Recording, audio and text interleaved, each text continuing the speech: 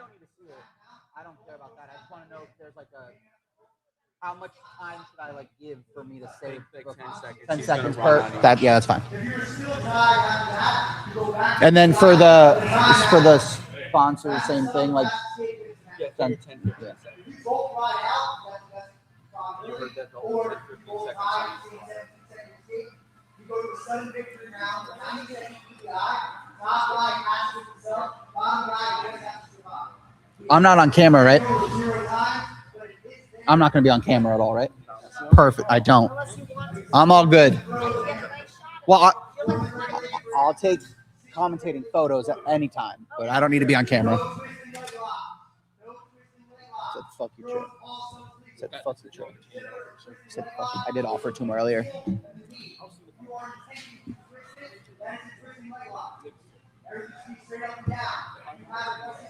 As long as you're not blocking that.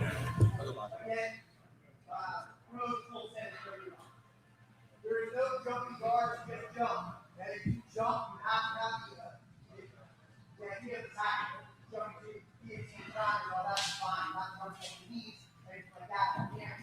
Throws, full set. Not the way we got there. There is no slamming. Okay? Slamming means I'm not picking up, bringing down. I'm sitting in guard, I'm picking up, bringing down. I'm going to sell, I'm picking up, bringing down. You get a good takedown, I'm fine.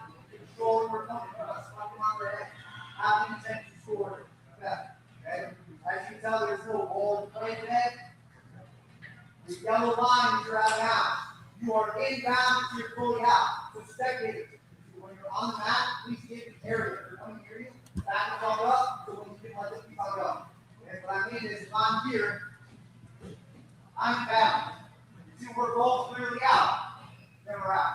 So continue action to let you know when you come up. If you go out of bounds, the restarting spot. If you're in a dominant position, outside or back down, you'll get the opportunity to start back your feet. You're in top turtle position. Seek up there and no hook. If you go out of bounds in the sub, and the rep has to take yourself in. It's an active full attempt. We'll put you back to the closest PPI spot. Get to the top one, it's a gate from you. Alright? Almost go back. We'll just start right back to you. If you go out of bounds, anything else, it's not allowed for yourself, you start back. Anytime you have to stop, the clock stops. You get the full time. Stall. Okay? There's 3 stall modes that we go.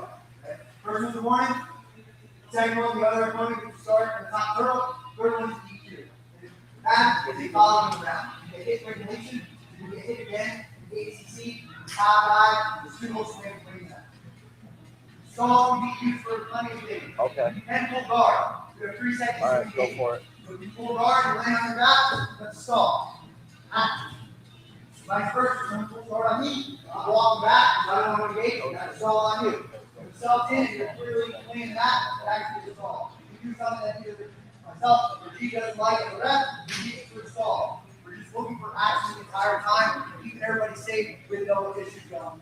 Like I said, first one's warning, second one, from top out to start, top turtle, third one, you're out. If you get hit for stalling, when we go into the overtime, whoever has the least amount of stalling gets the choice.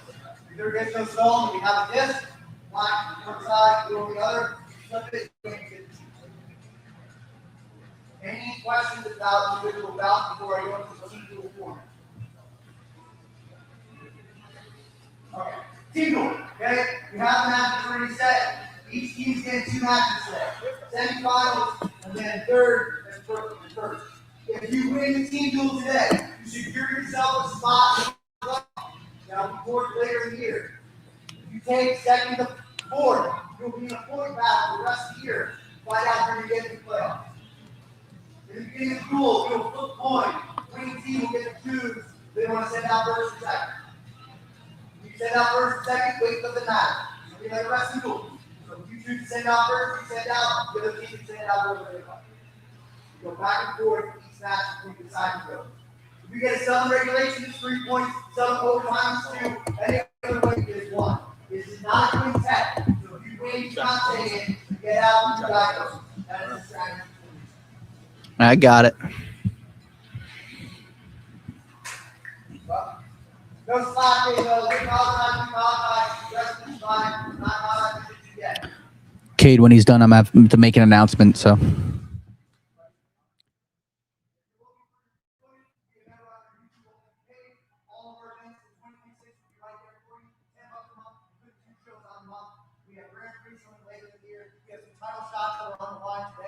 Title right over here, the street fight title for the national practice over there is the Grand Prix title. June 20th, 185 Grand Prix, going to be $1,000. If you want to get in, let me know. All right. If you have any questions, let me know. If you have until 5:30, showtime, best of luck. If you are worried about me saying your name wrong on the stream, see me now or don't get mad later.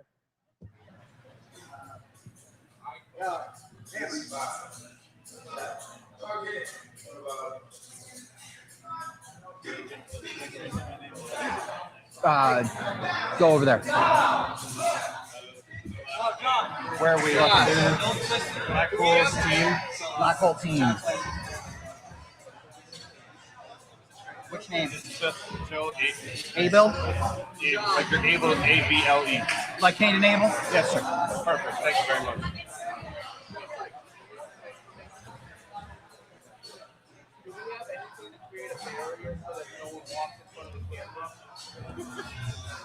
I just need like the lines from the table. Josh and we can use the refs, and Cade is going to be doing the clock. He can.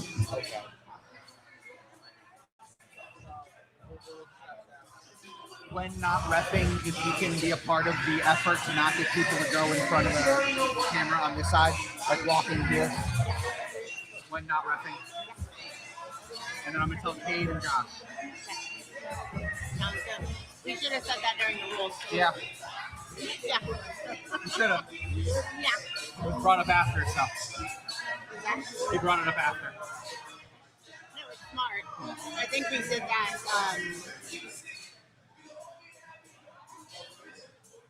Black hole. I can get up and yell.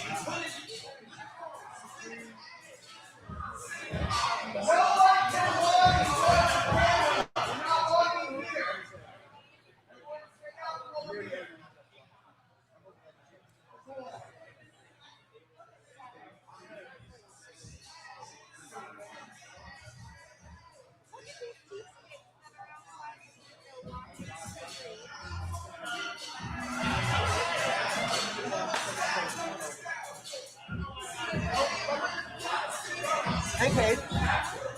Hey, Cade. Yeah, we told people you could be on that side too for more space. The table's over there. So unless they're a member of the gym and they stop the workout, come over, they pay. You know, they had to walk past our check-in table.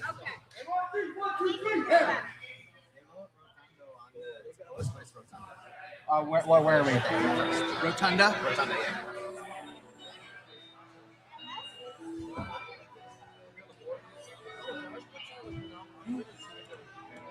You're a part of the effort to not let anyone walk in front of here. You can sit there, but make sure don't block. Stay under the table. Just be under the table. Where are we at? Alexis and how we say last name? Lex? Lex? And then what's your last name? Villegas? ADLs? Yeah. Okay. Villegas.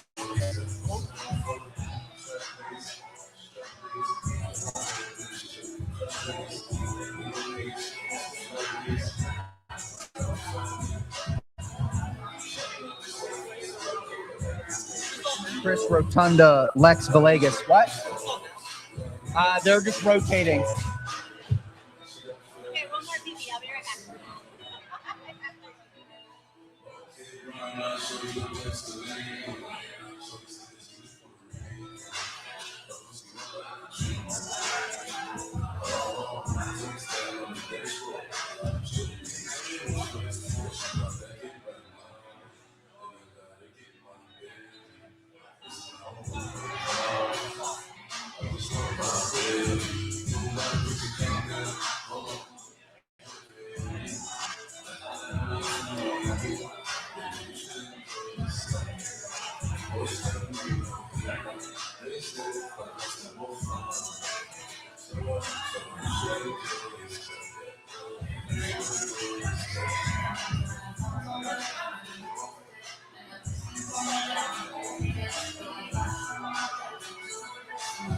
Josh. Fight night number 3, where Brandon Smith will make his first title defense. HCS 34, May 30th, highlighted by our second team qualifier, June.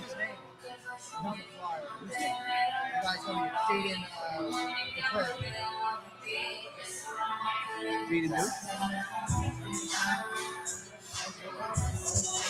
185, June 20th, Grand Prix. What's the HCS Art of War flyer. What do we want me to say about it? I want to see We're them. gonna get in the cage, and we're gonna get in the circle. Get up. What do I say about that? It's just we're hoping that the academy will be watching the part of it. We're relocked for second one.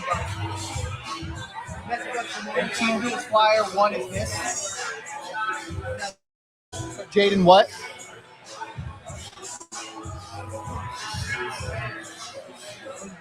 Yeah, I know. Rotating. I'm waiting for the. It'll pop after the sponsors.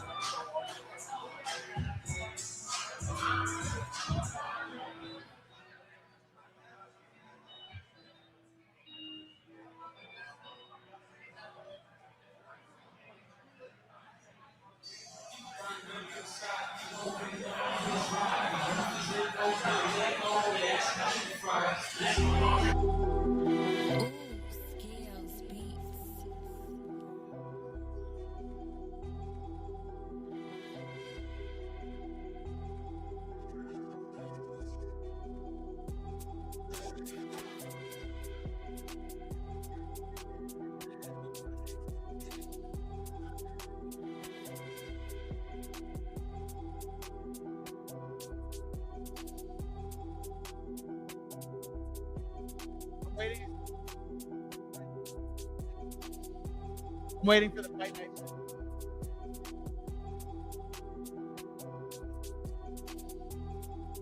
Be the next one.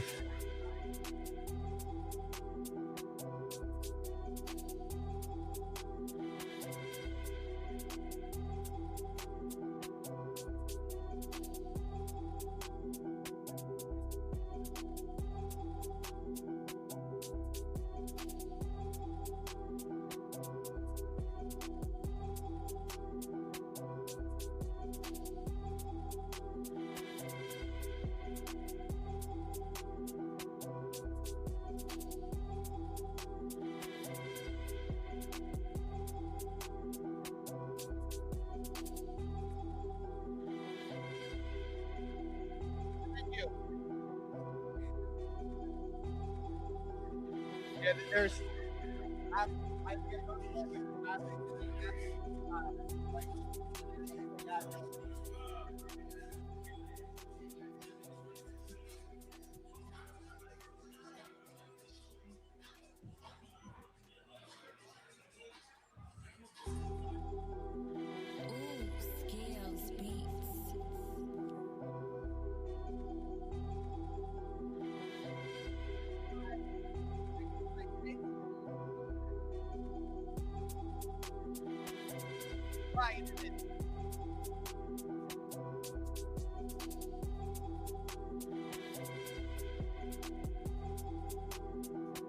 Yeah, no.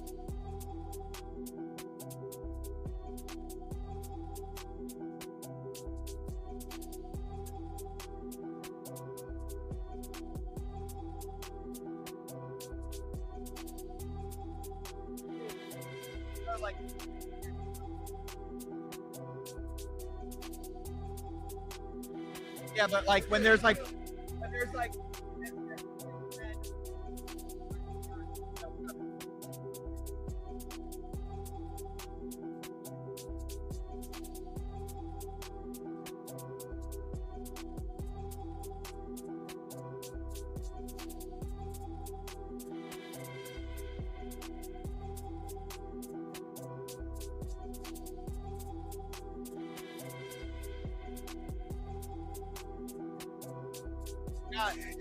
we're gonna be starting at 5.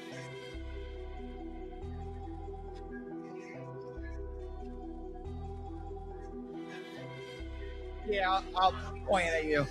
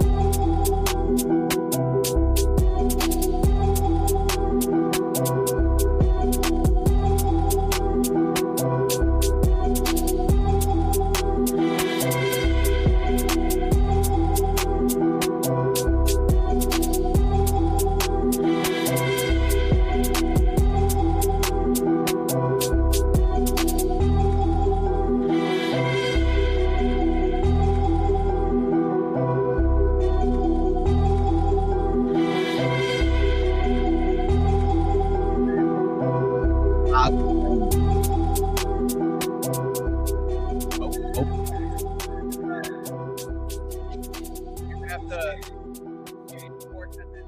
Clear a little. So the cameras can start.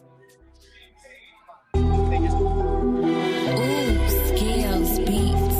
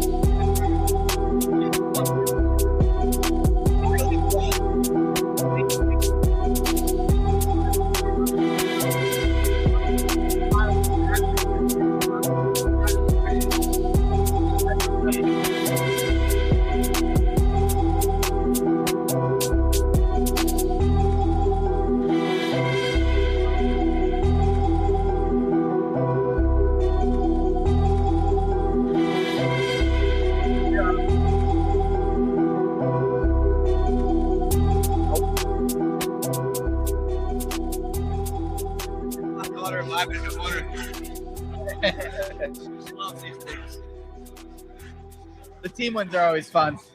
It gets loud in here. Ooh, Scales Beats.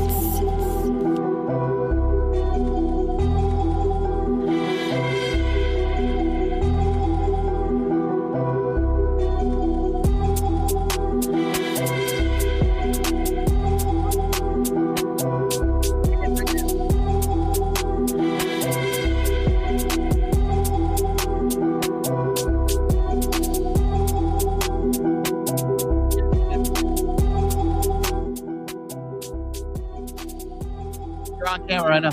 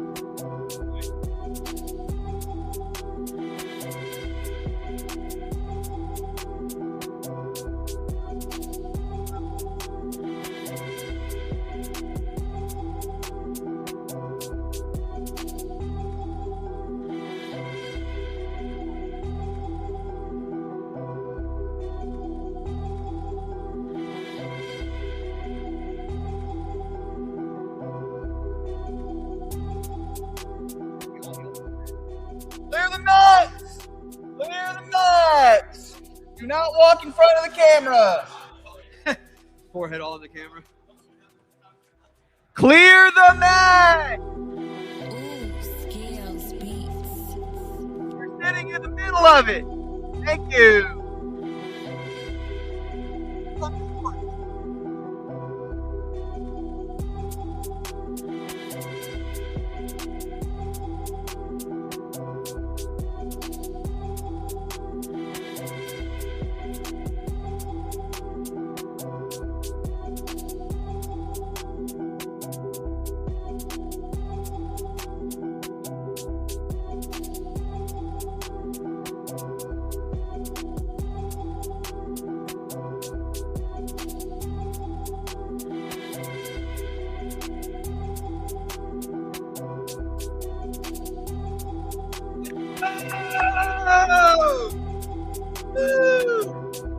Hey!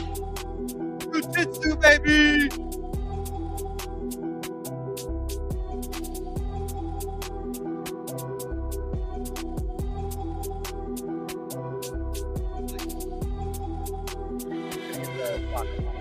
Just doing it there.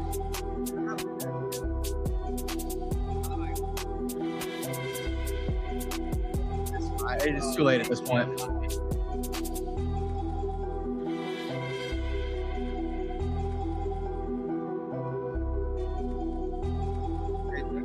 It's my, yeah, but my, when you want me to do my intro. Great moments are born from great opportunity. And that's exactly what stands before us tonight. HCS 33. This isn't just another night in the gym. This isn't just another set of matches. All the hours on the mat, the empty rooms, the early mornings, the nights when nobody was watching, it all leads here. For some of you, this is your proving ground. For others, it's a chance to remind everyone exactly who you are. And for a few, it's legacy. Every grit fought, every inch earned, nothing will be given tonight. Because across from you is someone who wants it just as bad, someone who has sacrificed just as much, someone who believes this moment. But belief isn't enough. Tonight demands more. It demands pace. It demands pressure. It demands the kind of heart you can't teach. You don't rise to the occasion. You fall back on what you've built. And what you've built gets tested now. 11 super fights, 4 teams, 1 stage, no excuses. This is HCS 33. So when you step out there, understand something. You're not just competing, you're claiming your moment. Ladies and gentlemen, welcome to HCS 33 live from UFC Riverdale. I'm Zach Baker, the voice of the House Party of Grappling, alongside John Romero of UFC Riverdale himself. Thanks for joining us. Oh, yo, thank you for coming, bro. And I appreciate, first of all, I don't even know how to how do I even follow up with that? That's that speech, my thing. That speech was the great nuts, Herb bro. Brooks for I kind of you at want to home. jump on this table and do a backflip if I can. Before we get going, we just want to plug a few events here coming up. Fight night number 3, we will have Brandon Smith defending his belt for the first time up against Jaden Duplessis. Then we have HCS 34, our second team qualifier, which will be on May 30th. Then we will roll over to HCS 35, which features our first Grand Prix of the year at 185 pounds. It's going to be a banger. $1,000 and a title belt on the line. Sheesh. For those of you at home looking to either step into the cage or grapple on these mats, hit us up on Instagram, as we are now partnered with Art of War. Hit us up in the DMs if you're looking for a match of any kind. We'll get it to you. With our team duels here tonight, we are in our academy season. If you think your gym is the best in the area, hit us up in the DMs, form your team and challenge us. The only way into the team playoffs is competing in the regular season. And like I said, that leads us to our team duels here tonight. Our first team duels of the season, as we have 4 teams stepping into the mat: Black Hole, UFC Riverdale, Hammer Nation, and Ambush. Let's go. As always, a big thank you to our sponsors, All Jersey Mechanical, All Jersey, all the time, for all of your HVAC, plumbing, and mechanical needs. They are also our $1,000 sponsor, so big shout out to them. Shouts to them, helping move the sport forward. Ground Standard Agency for your martial arts business. Pure Physio to get you right and ready to go here and for all of your recovery needs. We have Savvy Fit Soaps. Really friggin' natural. Side plug. Since we've started using Savvy Fit Soaps in the gym, we have had no funk, so make sure you get on that. Of course, Decal Dream Shop, always here to rep us. Shout out Decal Dream Shop for all of your decal needs. And of course, we are brought to you around the world live on YouTube by J. Murray Athletics. And with that, we're going to roll into the rule video so we can get our first matches underway. Let's go. The HCS official rules. Our amateur division are white and blue belts, and our pro division are purple, brown, and black belts. Our regulation times for amateur is 4 minutes, and for our pros, it is 6 minutes. Starting off with the first overtime. The first overtime is 2 1-minute EBI rounds. Time does not matter. We have a 3-second transition period where if the spot is changed, whoever's on offense can either change to a submission or get back to the starting spot, and the round will continue. If after 3 seconds neither a sub or a spot is secured, it will count as an escape. a sub beats an escape, and escape beats a ride out. The second overtime is a 3-minute ADCC overtime. First to a dominant position and hold for 3 seconds. The dominant positions are mount, back mount, and side control, and you can also win by a submission. The third overtime is 2 1-minute EBI rounds where time does matter, so the fastest sub or an escape will win. Illegal moves. For amateurs, there are no twisting leg locks or twisting or manipulation of the spine. For our pros, all subs are legal. Regardless of amateur or pro, there is no slamming into the wall or out of a submission. There is also no spiking on the head. You can't slam just to slam, and you must have control and progression of the position. Out of bounds. Fighters are in bounds until both fighters are completely out of the circle. If you have a dominant position, which is mount, back mount, or side control, you can choose to start back on your feet or in a top turtle position. Whether or not you are in a dominant position is up to the discretion of the referee. If you are in a submission, which is at the discretion of the ref, you may choose to start in one of the EBI spots or back on the feet. Any other position, the fighters will start back on their feet in the center of the circle. Stalling rules. If you pull guard, you have 3 seconds to engage, and if you not engage, you'll be hit with a stall call. If you flee the circle, this will also be a stall call. If you are in a position and you are not advancing and you are just holding position, this can also be counted as a stall call. The first stall is a warning. The second stall, the opponent will get choice of top or bottom turtle. And the third stall, you will be disqualified. These stalls carry throughout the entire duration of the match.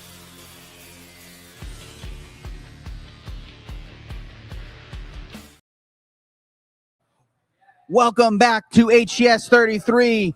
And you know how we roll here at the house party. We are going to go right into our first match of the evening. We have Chris Rotunda up against Lex Viegas. Let's go! First match, baby! And we are underway just like that. Let's go. I'm excited to see Chris compete. I know he's been excited. He's been working out, getting really locked in for this. Don't know much about Alexis. Oh, Chris is a level X.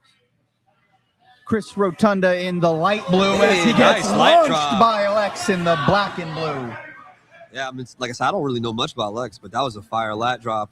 Looks like Chris is trying to fish for an underhook, but Alexis is doing a really good job smash passing right now. And nice, we have got a side control. Nice intimate Chris setting here tonight. Our crowd right on top of the action. Like, right to the head. Yeah, it seems like you just gotta like. It picks up like right in front, so like into it. So here, right here, I'm good. Nice top pressure here from Lex as he gets to side control. Yeah, Lex has some good top pressure, but you know, right now he really doesn't have a really nice position. That's why Chris is able to kind of just re-guard right now. Chris needs to figure out some way to slow him down, though. For those of you at home, we are in our amateur rule set right now, so this is a 4-minute opening period. Yeah, Chris has to fight that out. Good job. Good way to stand up. See, now Chris is aware of that lat drop. I wonder if Lex would throw another shot at him now that he knows, pretty confident he could take him down. Shouts to the ref for keeping me safe out here. Nice trip. Takedown, too. A good job there from Chris to get to his guard. Chris reached for a guillotine. I don't think he and we are out of bounds.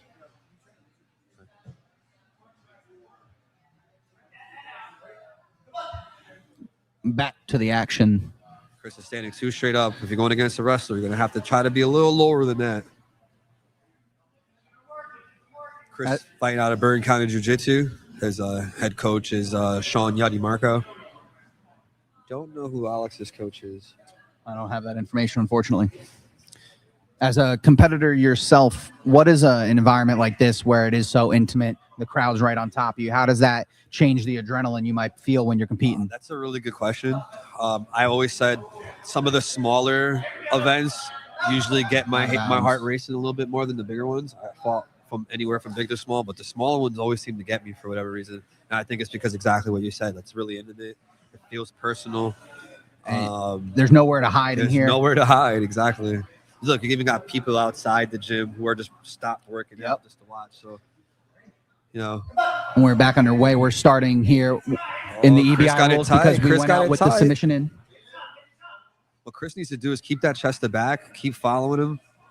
He has a 2-1. Nice. If he can squeeze, hip in and twist, squeeze, hip in and twist, he might have it here.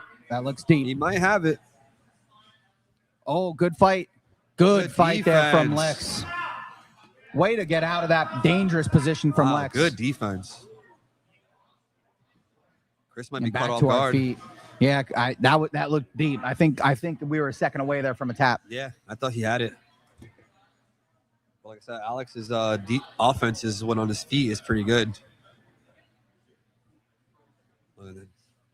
Looks like Chris is feeling good right now after that one, but Lex is in really good shape though. I don't see him huffing and puffing not one bit.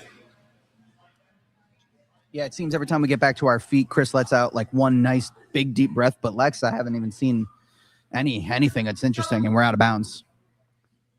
He's playing a lot of top pressure. Yeah. Always coming forward. Yeah, I think where Chris needs to work on is that stance, though. He's standing straight up a little too He's much. not ready for the wrestling. Yeah. Because if that's the case, you're going to have to pull. Then now you got to get even more tired because you're going to rely on your guard. Yeah, and if you're going to pull guard in our rule set, too, you got to be careful about your stall. You can't just pull and sit there. You got to be aggressive with pulling. Yeah. He has a nice overhook. Yeah, Lex is just chilling. His face hasn't looked tired not once. And watch the high crotch, watch the fireman. The thing, though, is the beauty of submission only. I would say Lex probably dominated the majority of this opening period, but none of that matters as we're heading to overtime right now. And there's the overtime. So we'll see how it plays out. Maybe Chris, familiar with the rule set, kind of saving himself for that overtime. Yeah, HCS overtime is not really the easiest overtime. It's like 3 rounds of straight work. So if you're tired now, And especially like the amateur with only 4 minutes to work and you're right in overtime, it's kind of go the whole time. Yeah. And that's, of course, what we like here, all the action. Let's see who gets. Lex will take the back to start here in our first EBI. As a reminder, time does not matter here in this opening period. A minute to work.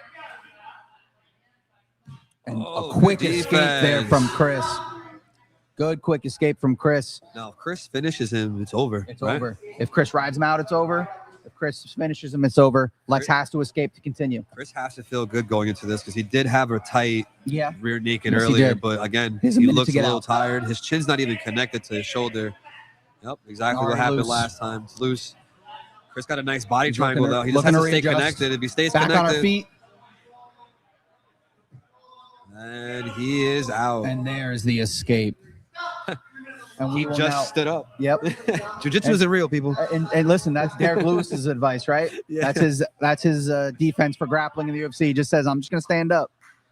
And we now go to our ADCC overtime. 3 minutes to work. First to score First to a dominant position, backside or mount. If Alex plays the game he played earlier, just works for a takedown. It's This pretty is- much over. This is the spot where Lex in that opening period you would think has the advantage. Nice Shot attempt though from Chris.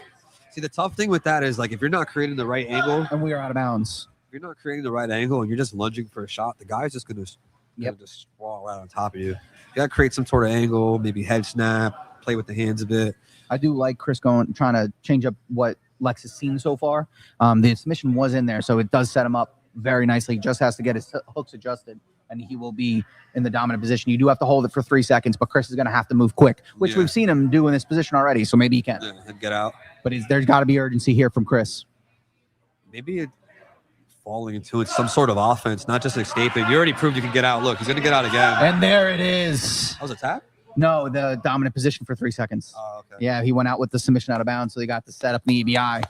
Yeah, that was a great match, though. That was a great back and forth, but your winner by dominant position, Lex first one down. Viegas.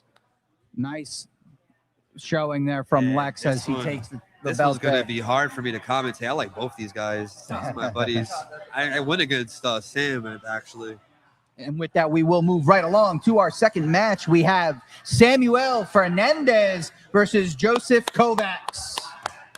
Both of these guys Sam are very Fernandez, scrappy. Joseph Kovacs. This is gonna be a good one. So Joseph's in the white, Sam's in the DR flag. Perfect.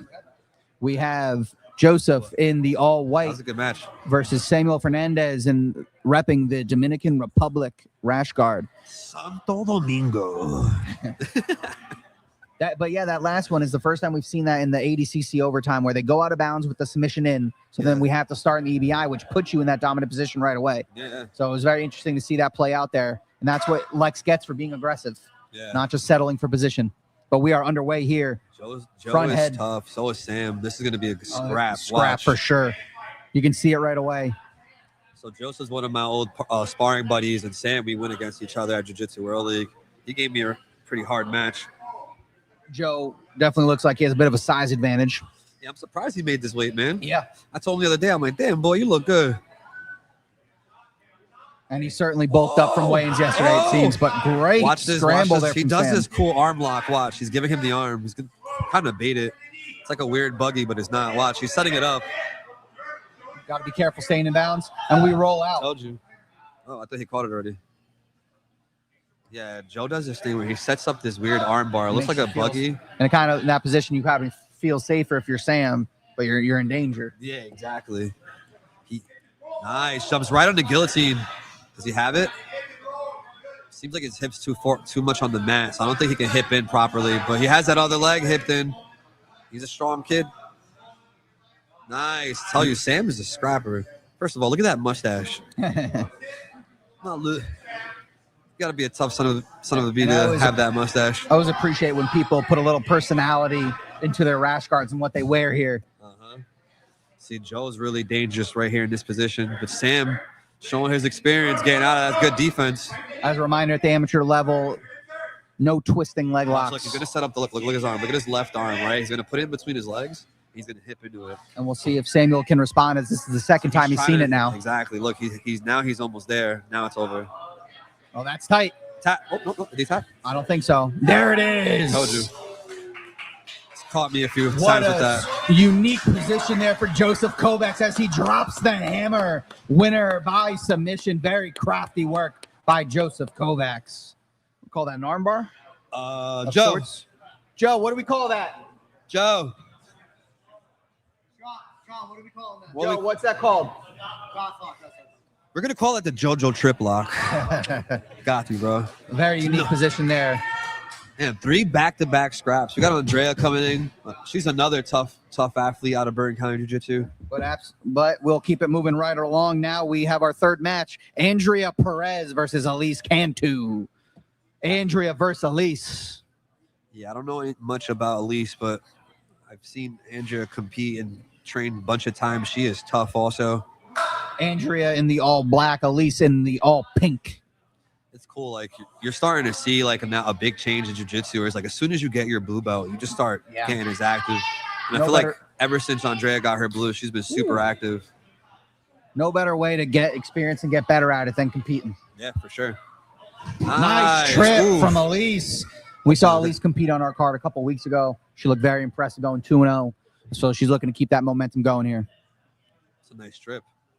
Elise is being very pressure pass, controlling the feet, getting into her. Yeah. Pulls her in. Pulls her in. She's not playing, though. She's ready to scrap. She said, don't run away from me. Oh, she's falling back. And so Andrew's going to have to be careful in those positions when they disengage a little. She's got to scoot forward. You can't just sit and wait, especially with Elise being so aggressive. Yeah, Elise don't seem like she's here to play, but her arm is stuck. Oh.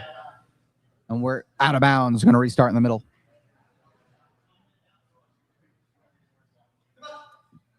Back at it. Yeah, these matches have been good so far, man. It's cool to see, being the head coach here, having you guys come in, throw this banger of an event, seeing how the potential of what can be in this room is pretty cool. Definitely a cool space for this. Oh, she got the standing guillotine in. Just getting coached by Sean, Yanni, Marco, and Kimmy from Bergen County Jiu-Jitsu. Kimmy, an active competitor for us as well. Yeah. I believe she's out on injury now. She's actually her and I are sponsored by the same Ramirez Paint and Bath, so same team right there, which is pretty cool. Nice. Fun fact, Sean Yanni Marco is our assistant coach over here too at Riverdale. So nice. Oh, and Elise to the back there. She got the body triangle locked up. Elise is just firing. Andrea needs to find a way to get to her right side. That way she can break that grip, keep moving.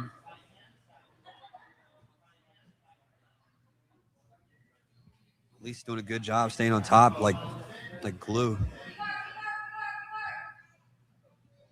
Be careful.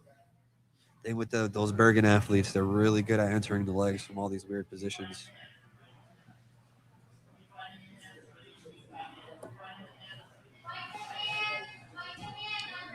There's the tap.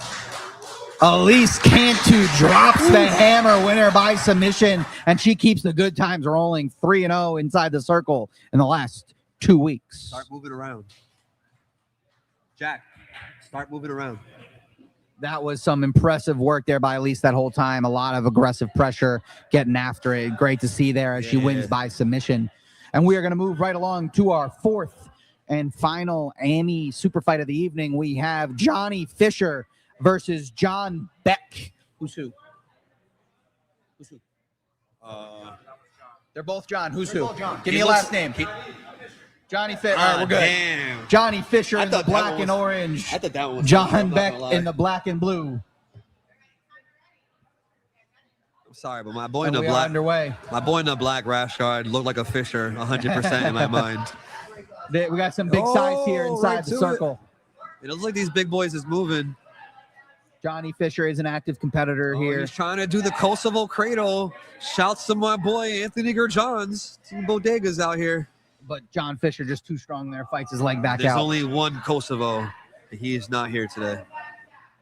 But John, really good defense. You know what it is? All Johns that I know have really great defense. You know, some of the best defense come out of Johns.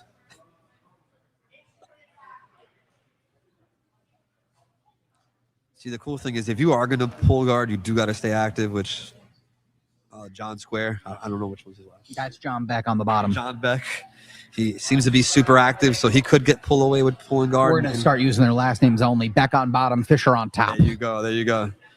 So, yeah, Beck is staying very active here. So the guy on top, which is Fischer, if you don't get his posture back, Beck's going to get exactly what he wants.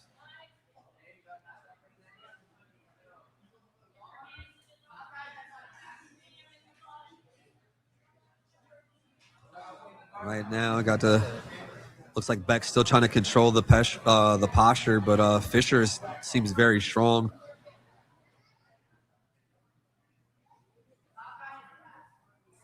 We should have known Fischer was on top. He's got the camo with the orange hunting colors. It makes sense. Yeah, it seems like he must have felt some sort of almost entry that Beck had, that he's being a little timid on his escape.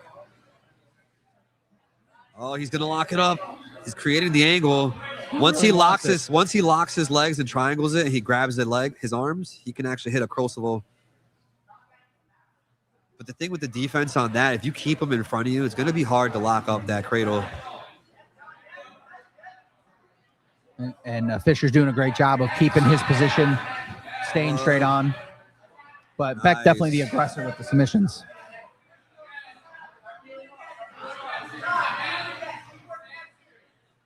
Yeah, it's starting to get interesting. Fischer has to do some sort of action, though, before a ref starts calling him for stalling. Yeah, as long as he's applying the forward pressure and engaging, he probably wouldn't get hit for a stall. It's more of a lack of engagement there. Now he has his legs triangled. Once he gets his hands together, he can start crunching the ribs. But we definitely have a dangerous guard here from Beck.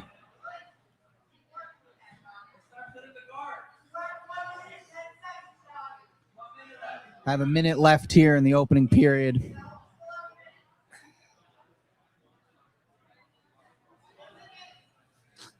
Seems like they both seem to not have an answer. But Beck is still throwing things up. So as long as Beck stays active on bottom. See, Beck is just pushing on the face now. Gives a little smirk to the camera. He really wants this cradle.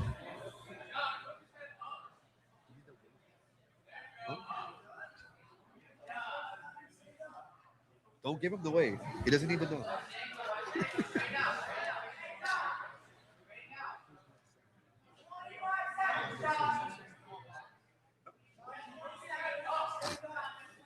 Yeah, I mean, you got to see some sort of action from both sides, though. It looks like we will be heading to overtime, which definitely forces that action with the EBI. 10 seconds. Oh, he's going for a choke here.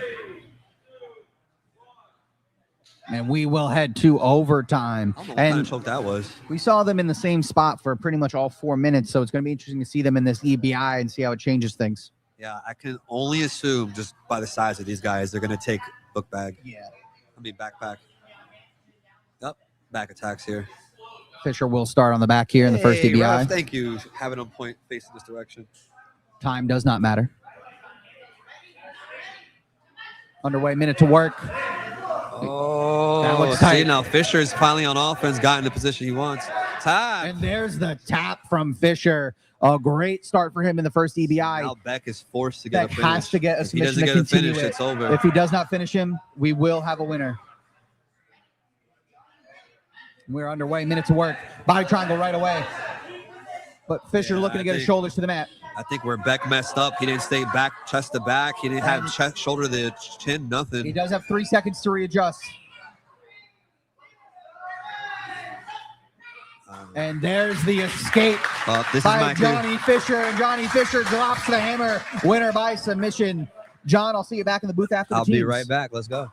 Johnny Fischer, your winner by submission there in overtime. Impressive work there in the overtime period for Johnny Fischer. And we are going to transition now into our team events.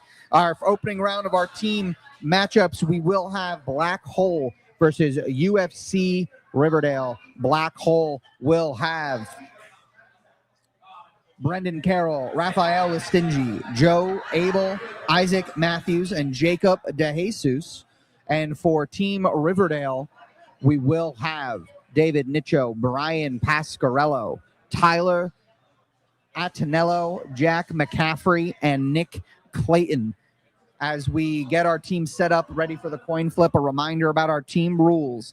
There will be 5 matches. Each team will take turns sending out each other in the sending out who sends out first. The other team will match. It is absolute. The teams that have a total weight of 900 pounds to be under for this matchup.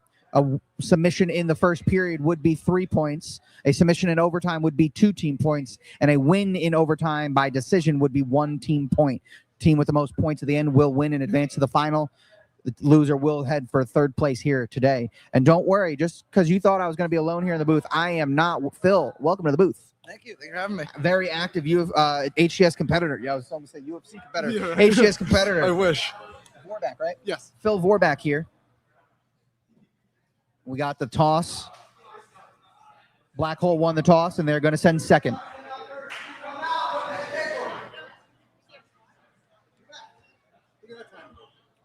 Black Hole, reigning champions of our amateur team playoff format from last year. First match we'll see, of course. You got to get the champs in right away. Yeah, I remember Black Hole very well. Yes. Really good team, very talented. Great coaching, too, from Mike the Wizard Wacker. Very intense coaching from Mike Wacker. I got it. And it is on UFC Riverdale to send first.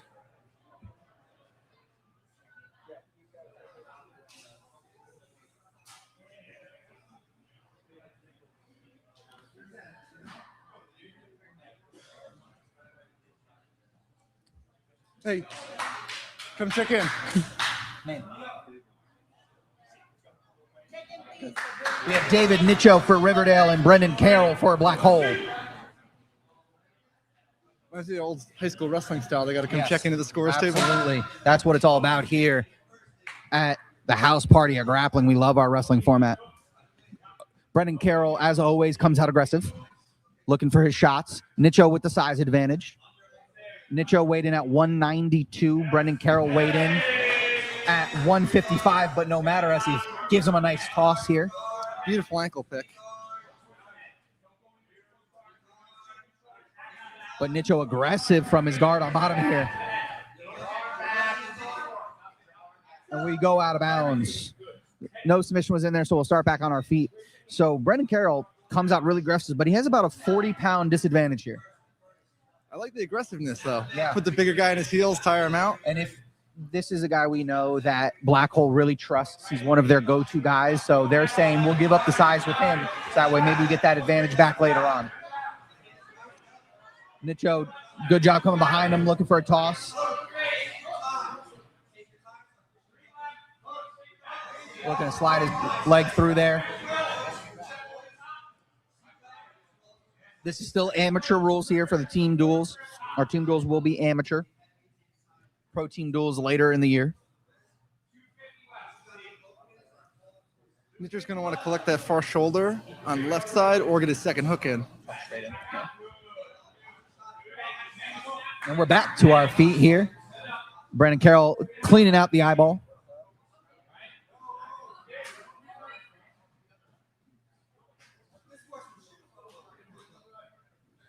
Nice shot from Brendan Carroll as we stay in bounds. Brendan looks so comfortable on the feet, so explosive on his feet. Yes, he is. You can obviously tell he comes from that wrestling background. And we are out of bounds. Very nice takedown there from Brendan Carroll. He's got the wrestler's build, too. Yeah, he does. You can always tell the way they walk. Yeah. The shoulders. And they got that stocky build, too, Yep. always. It's because at that stocky build, it's hard to do many other sports. Yeah.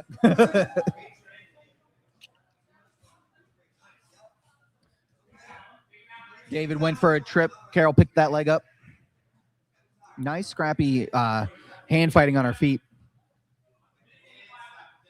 And another thing we've seen from Brendan Carroll, he's not going to get tired. This can go on as long as it needs to. He's got that wrestler's cardio. Nice shot there. That was a counter from Nicho trying to trip him, and I don't think the trip's going to work for Nicho here against Brandon Carroll. Nicho's in serious trouble. He gave the underhook. Bumped him over. Oh, nice recovery. Brandon Carroll keeps scrambling through the position there.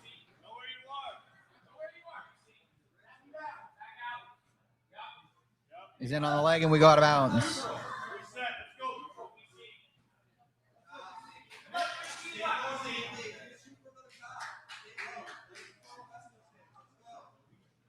Nice. Oh, wow. Duck. Nice duck from Brendan Carroll into half guard. And he steps through. 1 minute left. And we are in mount. See if he can find something here with a minute left. And given the rule set in the short time, even if you can't find something, this is a tiring position if you're underneath.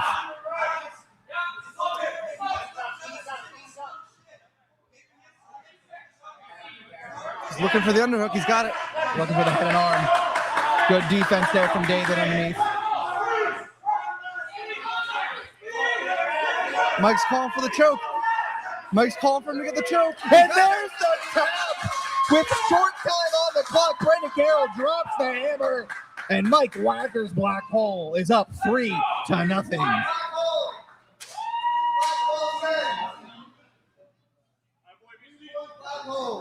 It is 3-0 Black Hole over Riverdale as we go into match 2.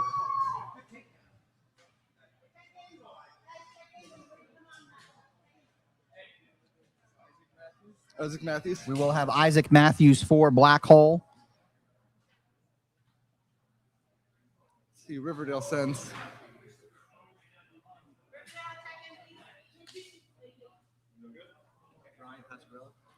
And we have Brian Pasquarello for Riverdale. No, I appreciate it. Pasquarello in the white leg spats. Isaac in the black and blue. Pasquarello weighed in at 162. Isaac at 180. That's a big 162. It's a very big one. It doesn't look like 162. But it is a bigger 180.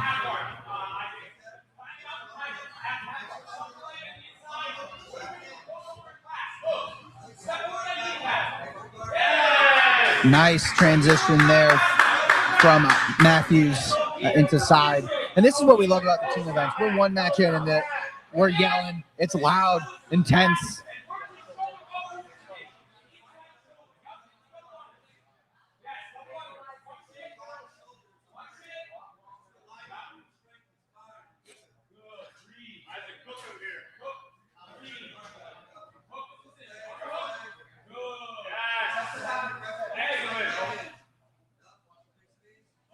a submission here would give Black Hole a really great advantage going in the last 3. So UFC Riverdale really hoping to get one back here.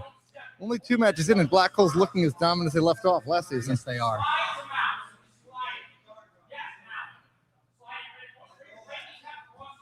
And I'm not sure what you can hear at home, but I'm sure you can hear Mike Wacker.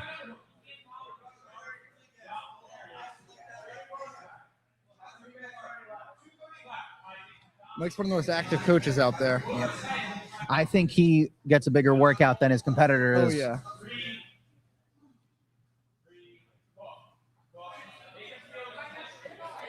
Some nice top pressure here from Matthews, but he hasn't done too much with the side position yet.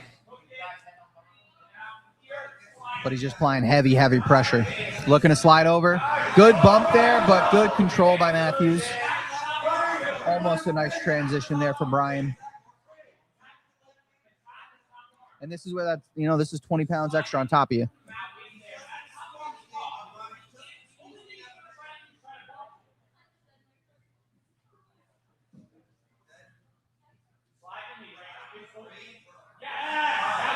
Looks.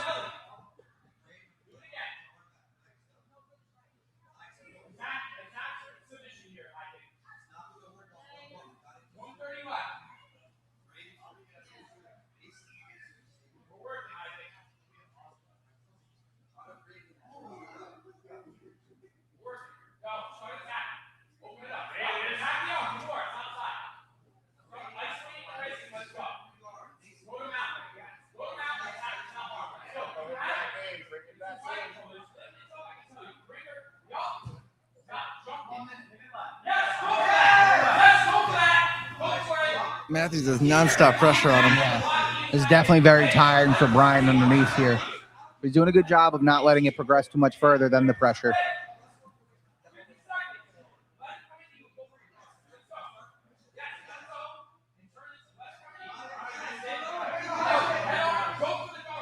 But we did see from Black Hole, the constant pressure working in that late submission in the first one. So I'm sure they're hoping for the same thing. 30 seconds to go, though.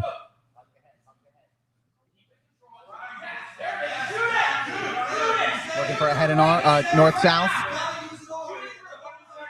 Good scramble there from Brian to get his guard back. And with that little scramble there, we're probably heading to overtime. Definitely going to head in overtime from here.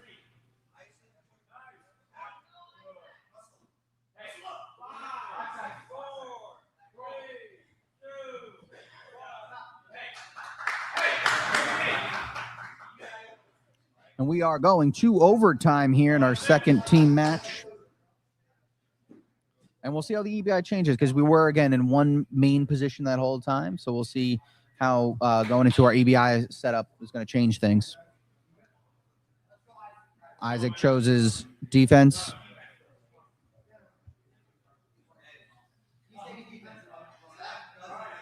And Brian takes the back here. Sort out a little confusion. Minute to work. Time does not matter. And we are underway. Already fights out one of the hooks. And he's out. And there's the escape. Brian did look to work in that 3-second transition, but unable to find it. Quick escape there for Isaac Matthews. A ride out wins it. A sub wins it. Brian needs to find an escape to continue this to our second overtime.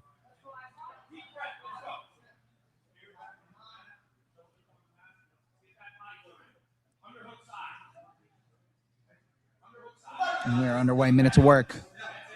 Looking to flatten him out. Matthews had looked to just hold on to him. Brian does a good job of switching his hips, getting to his back.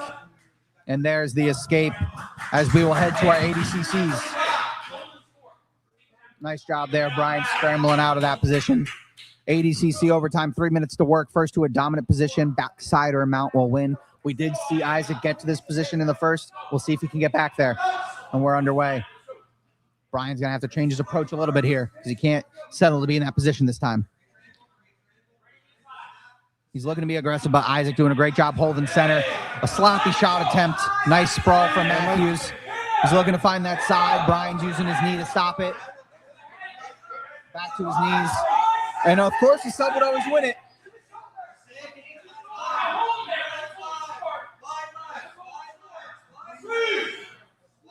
And there's the tap. And there's Gets the a tap. submission in Isaac overtime. Matthews finds the submission in overtime and is your winner by submission. That's 2 points for Black Hole, and that's a 5-0 lead for Black Hole as they will send next. What's that? Riverdale sends. I'm going to call that an anaconda choke for those keeping score at home. 'Cause I know you Best are. commentators in the game. Yeah, listen, I got to ask the ref for the official decision. 5-0 Black Hole, and Black Hole does send. You can't do an angle on the finger. No, Riverdale sends. Riverdale sends. See what John wants to send out. We got Nick Clayton for Riverdale.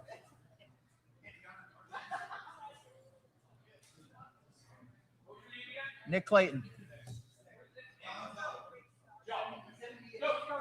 And we have Joe Abel for Black Hole. Joe Abel in the blue and white. Nick Clayton in the Riverdale black and red. Joe Abel, the biggest competitor for the Black Hole team at 197. Nick Clayton, a 170. And that's 200 pounds moving fast. And that was a fun scramble as we go out of bounds. Back underway. Nick Clayton looking for the underhook. Joe Abel does a great job of controlling himself there. Nice shot attempt. Good job by Abel to square up. Looks for the duck under, but we're now in front head.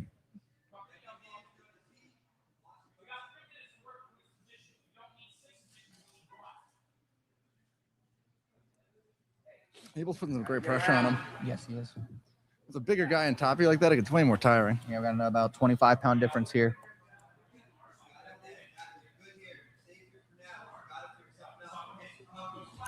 John Romero's trying to coach his competitor, get him out of here. With a 5-0 lead in the third match now, Riverdale has to walk away with at least a point.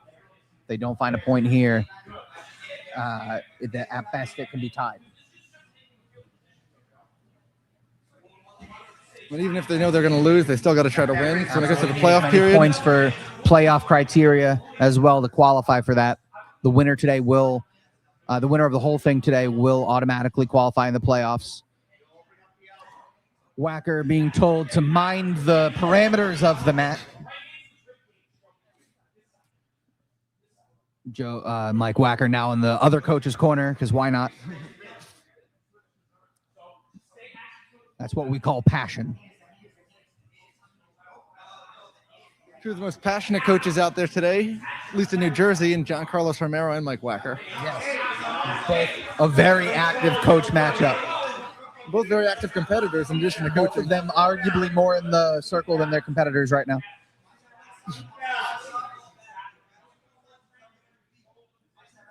Both guys compete a lot, too. Yes. Both guys are still active competitors all the time. Romero was offered to compete today. Oh, really? Yeah. He wanted to focus on coaching his guys up, but he was offered to fight on his own card. It's a shame. It would have been fun to watch him. John always puts on a great show every time he comes out here. Absolutely. And we roll out of bounds. We got to get Wacker inside the circle. Oh, yeah. I'm sure he would do it eventually, too. He's at every card. He might as well. I'm sure he would do it if you got a good matchup for him. Oh, we got plenty of good matchups for him. We can get him a main event. It's tough to find a black belt at that high level, though, and that active. We got a few. How much do you think Wacker weighs? Mike's probably about like 185, 190, if I had to guess. Andrew Cockle, you listening? We need a high That would level. be a great we need a matchup. high level black belt that knows the HCS set. That would be a great matchup right there. Nice back control here from Abel. And there's the tap. Joe Abel drops the hammer, winner by submission. And that is an 8-0 lead for Black Hole, and that confirms the victory. They will head to the finals here today. But like we said, Riverdale still fighting to get some points on the board.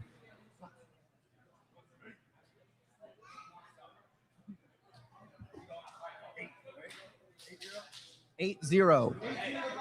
We have Raphael for Black Hole. Raphael is stingy for Black Hole. Going up against, it looks like Jack McCaffrey.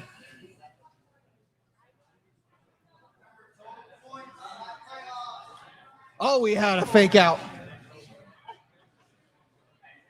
Oh, we got a different guy going out there. And it will be Tyler Atanello for Riverdale.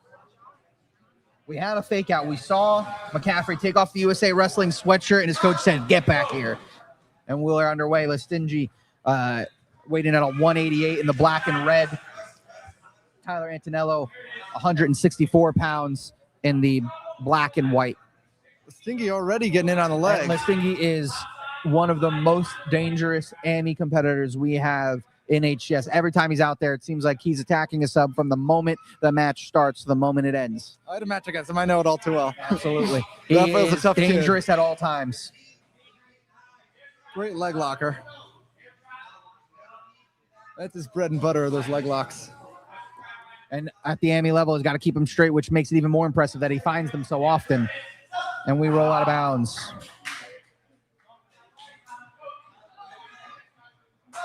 Back underway. Nice shot there. But even shooting in on someone like Raphael, you got to be careful. He's fighting that arm. Rolling through. Good job there from Tyler to readjust his grip, save himself from a little danger.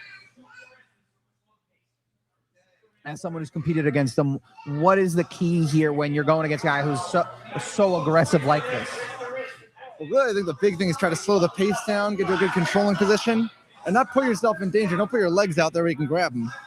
Standing up and trying to pass against him is so dangerous because he's such a great leg locker.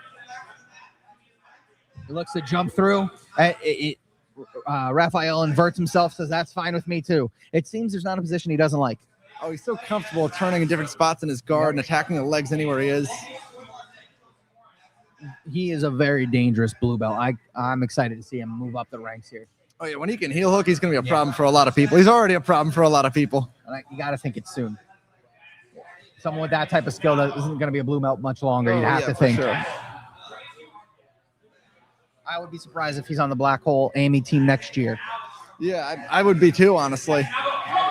It'd be fun to watch in a pro card with the way he locks those legs up.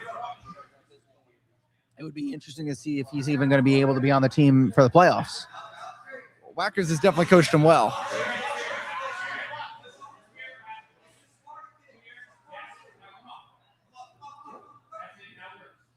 There's very few guys like that are just such expert leg lockers. But as we've seen now, as it's gone on a little bit, Tyler's done a good job of slowing the pace down a little bit. The guy I think of that comes to mind the most that's similar to Raf's style maybe is Darren Yusefi. Remember him? Yeah. He's down in Austin now, but very dangerous leg locker as well.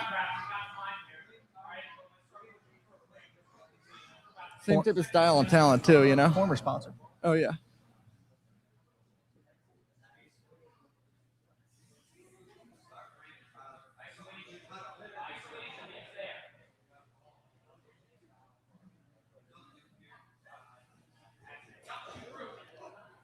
Tyler gets back to half guard there, looking to build up from here.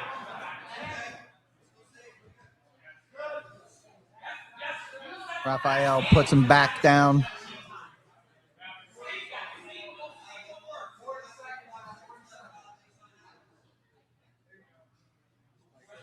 .30 seconds remain here in the opening period.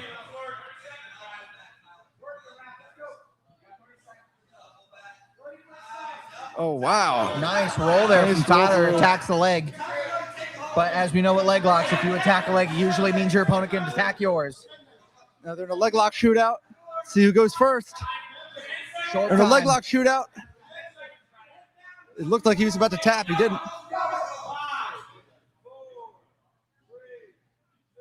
Stingy steps through. And we will go to overtime. That was a fun opening round there. Total shootout with the legs, too. Tyler wins the toss and chooses back. And Raphael looks like he's barely breathing heavy. He looks super calm, ready to go. He's got great cardio. Yeah. You can tell just by the way he attacks things over and over and If you're over willing again. to be that aggressive because you know you're not going to get tired. Oh, yeah. Underway. Nice roll through there. Tyler trying to maintain it, but Raphael close to being out here. And there is the escape for Raphael Estingi. A right out or sub will win it. Tyler needs to find his own escape to extend it. We're underway. Right to the body triangle. Tyler's done a good job defending most of his submissions so far, though. Yes, he has. And he's got one leg out. Estingi puts the boot back in, though. Back to the body triangle. On the correct side now. Tyler's going to have to get moving now if he wants to find a way out.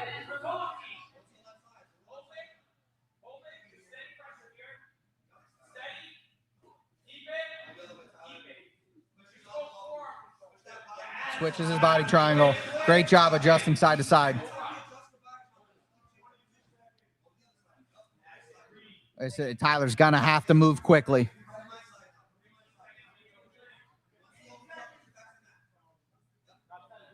Ten seconds left. Tyler's going to have to really fight his way out of here. And with the 3 seconds left, he's not going to find the escape, and that is going to be a ride-out victory for Raphael Estingi, a black hole, and he makes it 9-0.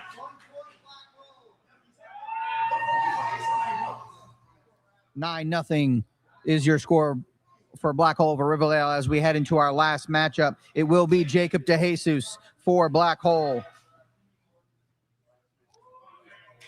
Now they got no one else to send. I guess they got to send McCaffrey now. And it should be Jack Jack McCaffrey. We got Jack McCaffrey for UFC Riverdale. Another one of my former opponents, Jack McCaffrey. Very talented wrestler, very dangerous guy on the feet. And we're underway. Jack McCaffrey in the black and red.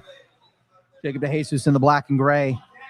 Now, this is probably our closest size matchup of this match here, with Jack McCaffrey at 182, Jacob DeJesus at 192.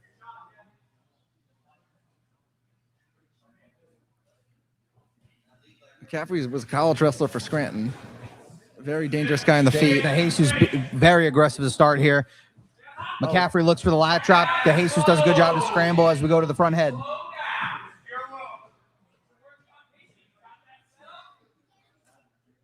It's always when the wrestlers wearing the USA Wrestling sweatshirt to warm up. That always gives it away. I remember when I had a match actually against McCaffrey. It was over at Fairleigh Dickinson, and he was wearing a Scranton Wrestling sweatshirt. And I knew right when I saw it, I was like, all right, I got a full guard on this guy. Good decision, though. DeJesus applying great top pressure here from the front head.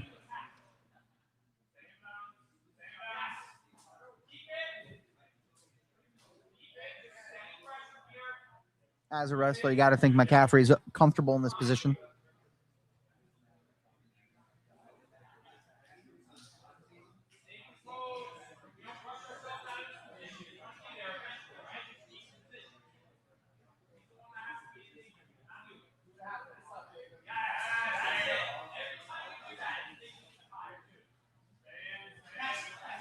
Oh, he's got that cradle position now.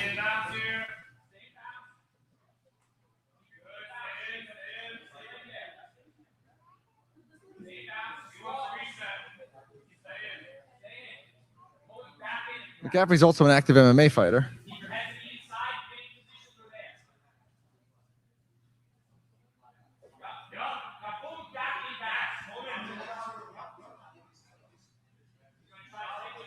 McCaffrey looking to fight the neck as we go out of bounds.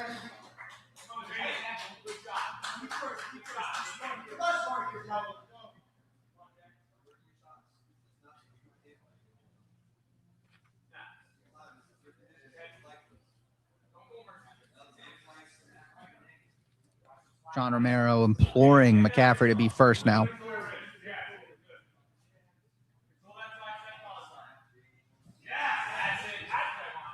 DeJesus is very aggressive with the hand fighting. Do you have a wrestling background, DeJesus, or no? You have to think based on the shots and the stances he's been taking, bringing it to McCaffrey.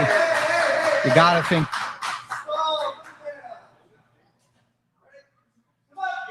Back after it. McCaffrey maybe didn't like the aggressiveness push out of that, and an extra shove will get hit with a stall there.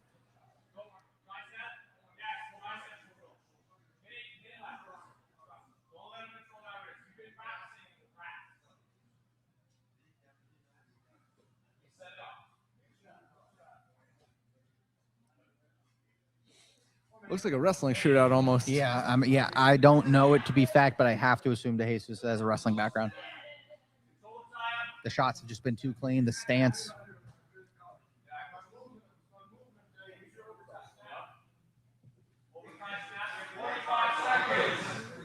It's funny too. Black Hole's got a wide variety of different athletes. They got a leg locker. They got a wrestler. Very diverse team that allows Wacker to play with those matchups the way he wants to. I love his last name too, Wacker.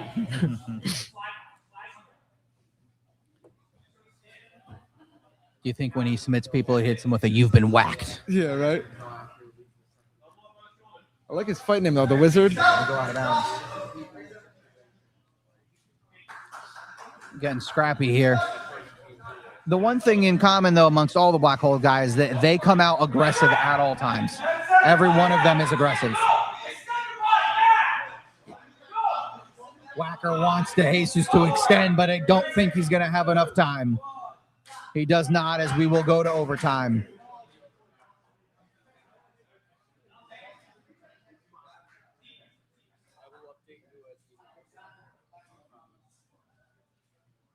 DeJesus wins the toss, chooses defense. McCaffrey will start on the back.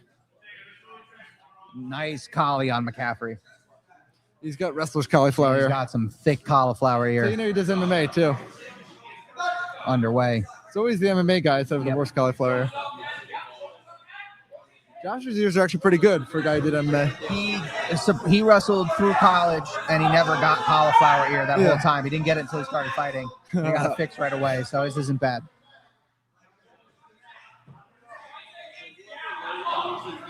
I didn't get mine until my junior year of high school.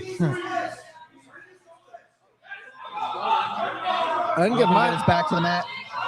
McCaffrey's doing a good job of maintaining.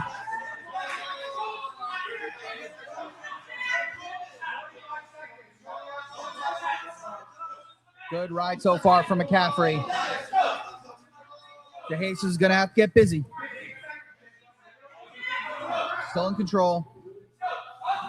Good adjustment there from McCaffrey. Under the arms. And that is the ride out from McCaffrey. Sets himself up nicely for the second period.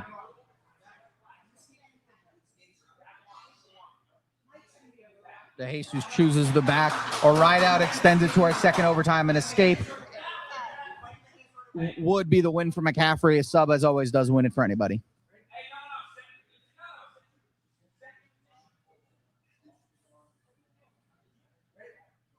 We're underway. McCaffrey can find his escape. He will be your victor. DeJesus needs the ride out or sub. Nice body triangle from DeJesus. Where'd Josh wrestle at in college? Rhode Island College. Oh, nice. First 2 years, and then he turned pro for fighting. Oh, okay. What year did he wrestle there? Did he wrestle with Michael Trasso at all or no? That sounds familiar. Yeah, they were the same weight, actually. He did. That's actually so funny. The 2011. Yeah, I figured they're about the same age. Yeah, I think he's a year older, maybe. Yeah. Short time. DeJesus is doing a good job of the ride, attacking that submission.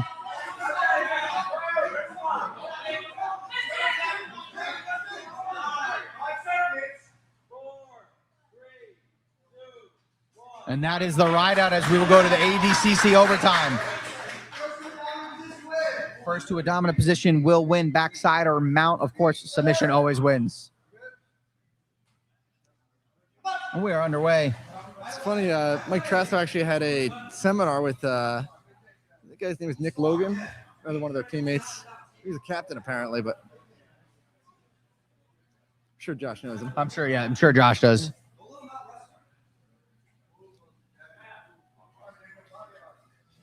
They had a D3 national champ on the team back in those days. Josh was his main training partner as one of the little boys. Oh, wow. Oh, he's on the neck. He's on the neck. He's squeezing. And you don't really have to worry as much about tying yourself here because we're already late into this one. And he can't slam out of it. He still has it in.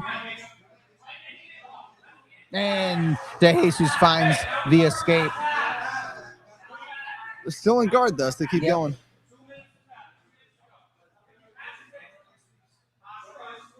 Looked dangerous for a moment, but De Jesus stayed calm, found his way out.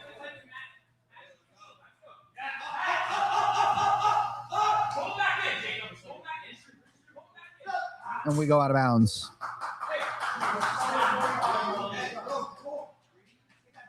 This might be the first match to ever go to a quadruple overtime. Quadruple overtime would be insanity because that Never happened. That's the one where the times have to match. Yeah, it's never happened, I think. Yeah. This is triple overtime, I think, right? That is double because the double. first overtime is I guess. overtime part one, overtime one part one, overtime I one guess part so, two. yeah. This is overtime 2, and then we have overtime 3.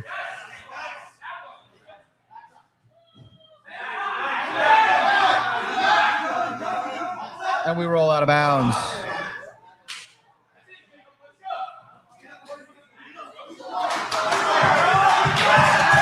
It's a great match. Caffrey looking to circle back in. Intensity still high in this one, even though the team score doesn't matter at this point, but this is definitely a back and forth barn burner. Minute left.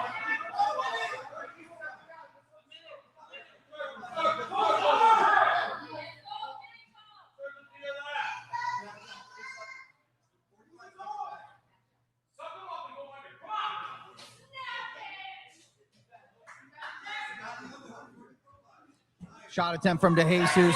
Good overhook from McCaffrey. They're still in, still in. Go out of bounds. Now they're out. Back center.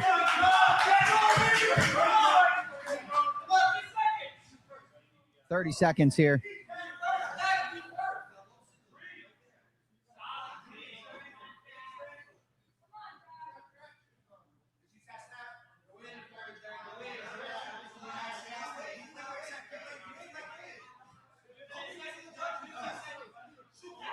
Nice shot from De Jesus. Oh, is he in? He's still in. He's still in? He's still up?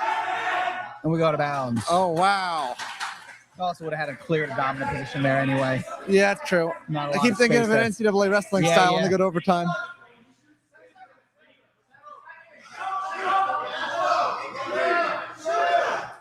And that is the end of overtime 2. We will head to overtime 3. Back to EBI. Time now does matter.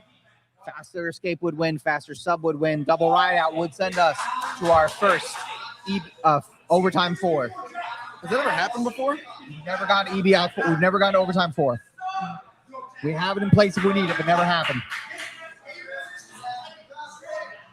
We're underway. McCaffrey on the back to start. Oh, that looks loose already. What a great match between these two guys. They both really brought it today. McCaffrey doing a good job threading around the neck up top, making up for the loose grip with the legs. But he does adjust there. Gets his body triangle now. Looking to stay under the arm, stay in control. A ride out is big in this format. Looking to get a shoulders mount, squirms out. Time.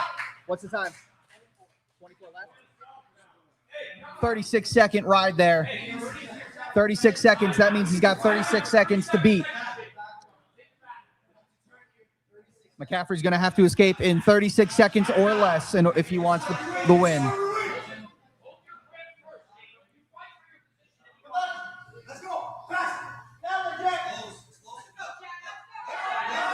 He's already working his way out a little bit. De Jesus looking to readjust. He's going to really have to move. Oh, De Jesus.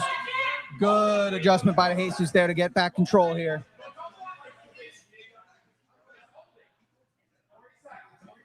McCaffrey really needs to scramble.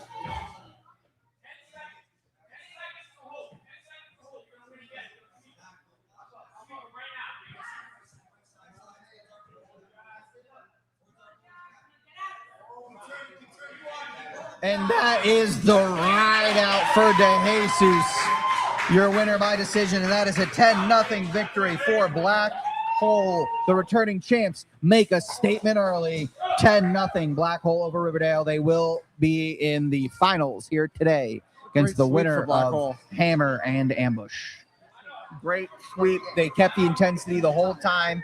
Even though, when you're going out there and the team score's already locked up, you might say to yourself, all right, it's not that important. But they went out there to scramble and to win the whole time. Great stuff there from Black Hole.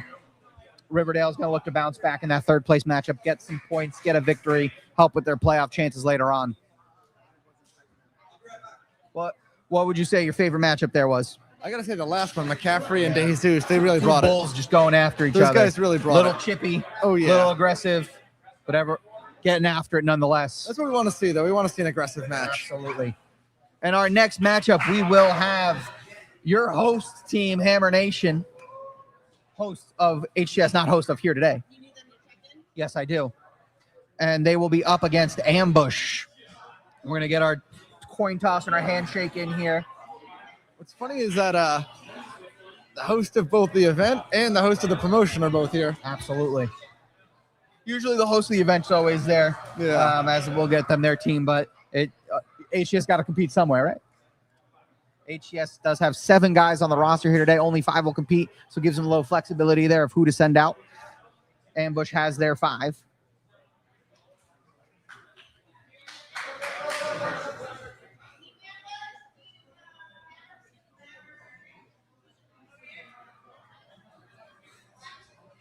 Getting our coin toss underway. I can read you through the rosters, though, while we're waiting. Ambush will be Chris Sykes, Tyler Montford, Brian Christie, Keanu Montenegro, and Dylan Osai Mensa. Hammer Nation will be John Basil, Chris Collins, Luke Zabel, Sean Fitzpatrick, Noah Ferraris, Skylar Smith, and Chase Charles Chuck Woodward. He goes by all 3. What's up? Dylan? We got Dylan Osai Mensa for Ambush, Sean Fitzpatrick for Hammer Nation. Battle of the big boys. Absolutely. We're starting with a matchup of 208 versus 210. 208 versus 210. We got 418 pounds of pure dominance here inside the circle. Oh, they both look bigger than that. Day before weigh-ins. Oh, Bulk yeah. up after cut down. Get your team total underneath. Ambush, the biggest team of the day. They have 2 guys at 200 plus.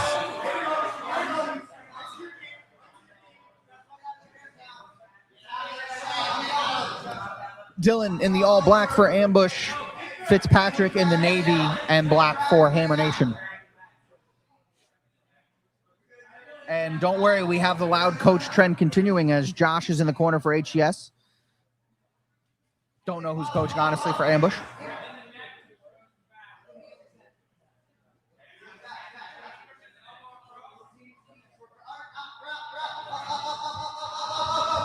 Sean Fitzpatrick explodes up, looks for the knee pick.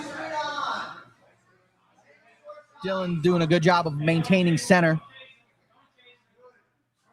Sean Fitzpatrick was on our card 2 weeks ago, looked good there as well.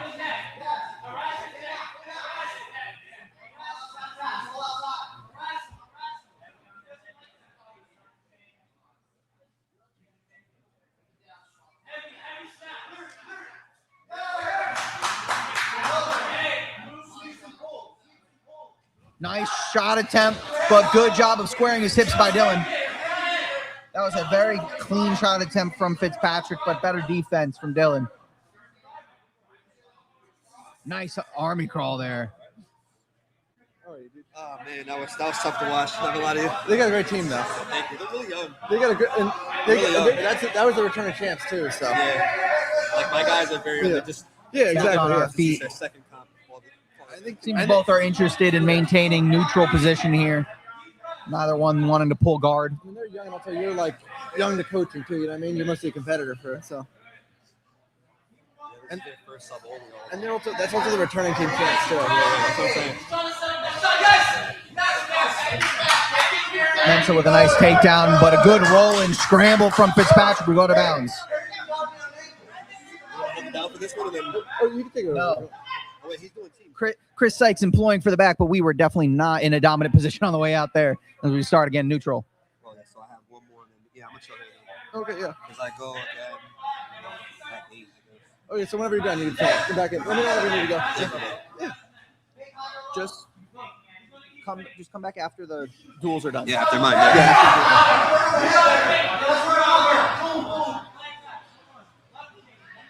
A lot of neutral work here. A lot of nice scrambles here on the feet for some big boys.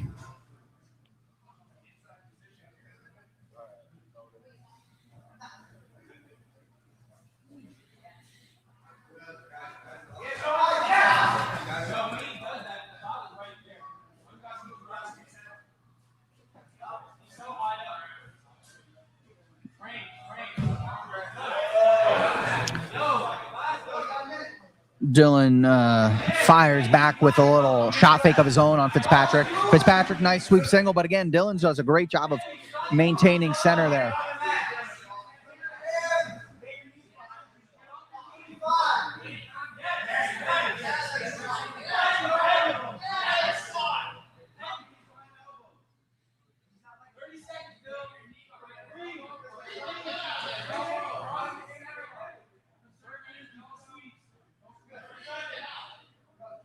Short time here in the opening period. I'm excited to see this one go to the EBIs. We haven't seen much of jiu-jitsu positions here in this opening period, so it'll be interesting to see how that plays out.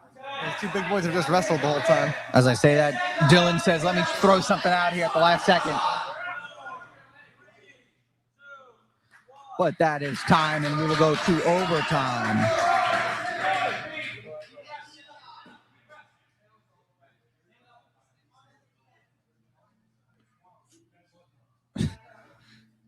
Fitzpatrick wins the toss, chooses defense. Dylan will take the back. Sorry for the expletives at home, but Josh really wants this guy to Josh get out Baker of there. telling Fitzpatrick he better get a boogie on as we start here. We are underway. Baker wants more action from his athletes.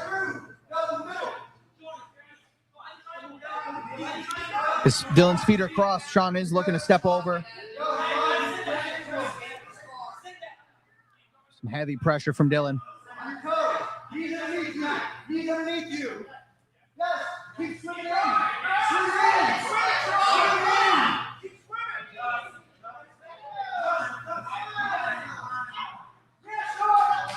And he's out. And we call the loss of back control there as he fell off the side there from Dylan. That is the escape.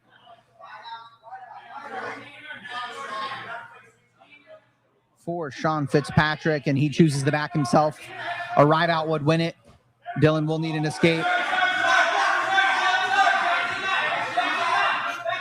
Nice quick escape there from Dylan as we go to overtime 2. Dominant position wins, backside or mount, back on our feet. We're underway, 3 minutes to work. And listen, we were here in this position the entire first period. We'll see if something can change. Or one of our competitors maybe gets a little bit more aggressive, either good thing or bad thing. Both guys have wrestling backgrounds or MMA backgrounds? I don't know. They seem comfortable on their feet, so you could guess.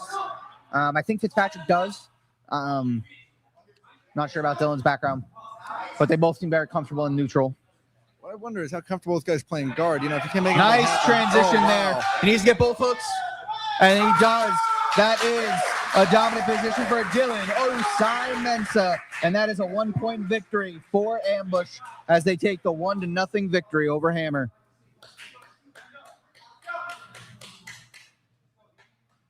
Nice show of sportsmanship from both.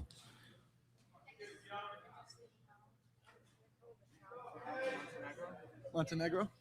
We got Keanu Montenegro for Ambush. 179. And it will be Christopher Collins, CC, for Hammer. With Collins and Montenegro. 179 for Montenegro in the black and blue. CC at 170 in the Hammer camo. CC wrestling background. Graduated high school last year.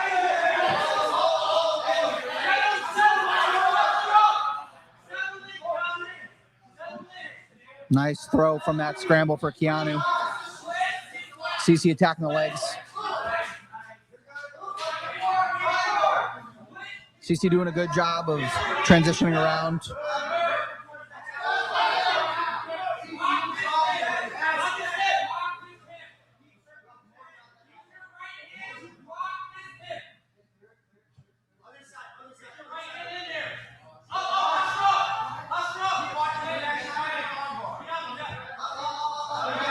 Collins is definitely newer to the jiu-jitsu game. He looks to crawl. He gets back to his feet. Yeah, he has a wrestling background, but I think he's been training for like 3 months. Oh, really? In jiu-jitsu, so he's definitely newer. Keanu definitely looks like he has a good amount of jiu-jitsu experience. Looks like a judo player, honestly.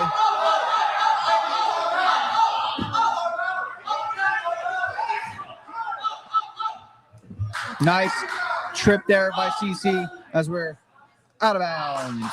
And we start sending nice scrambles on our feet here.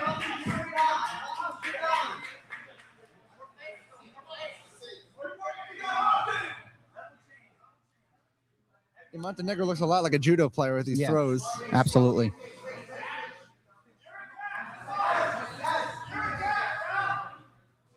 I was CC's high school wrestling coach last year. Yeah. He goes for a headlock. Sloppy, though.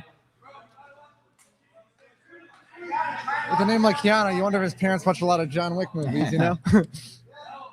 Spelled a little different, but...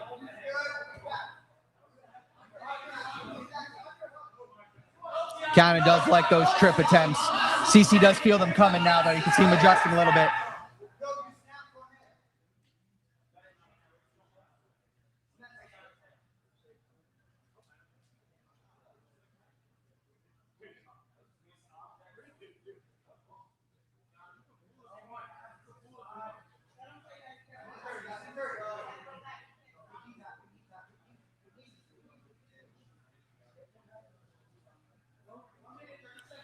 Keanu standing straight up.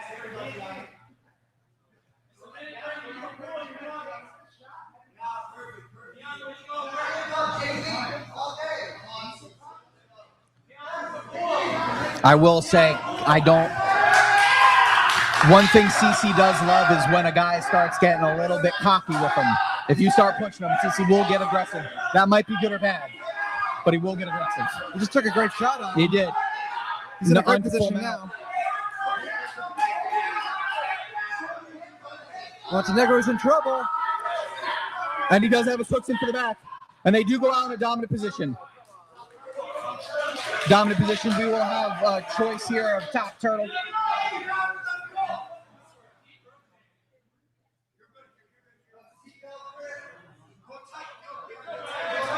I don't know if you heard Josh before that takedown. He yelled, hit him when he stood straight up. He said, JB all day, referring to Jordan Burroughs and his infamous glass double. CC looks like he's around the neck. Oh, he's in deep. Looks like he's got it. Looks like there might be a little room. It looks he's like got he to lost adjust that there. That was close, though.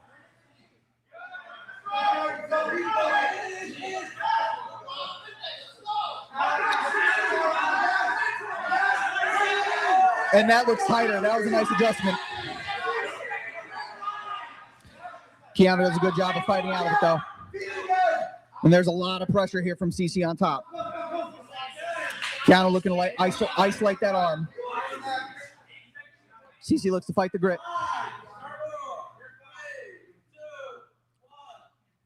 And we will go to overtime. A lot of people think you need to hand under the chin to get through a naked choke. If you get it across the face a lot of times, it certainly does. You can break someone's jaw that way. I definitely tapped to someone who's getting their hand across my face. Absolutely. There's a lot of positions that are just uncomfortable at the end of the day. Oh, yeah. Big part of jiu-jitsu I learned is just making life a living hell for the other guy. CC will start on defense. Keanu chooses the arm. First person to choose the arm today. Not unexpected here. I'm looking a great one for a team match if there's a size difference. Yep. It's a big guy and you don't think he can hold his back. It might be smart. Maybe he's feeling that jiu-jitsu inexperience on CC's part, looking to get that sub here.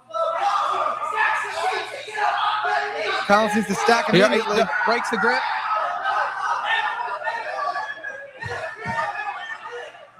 And there's the tap. Yeah, CC did his best to hang on there, but Keanu finds the tap. CC will need a submission to extend this.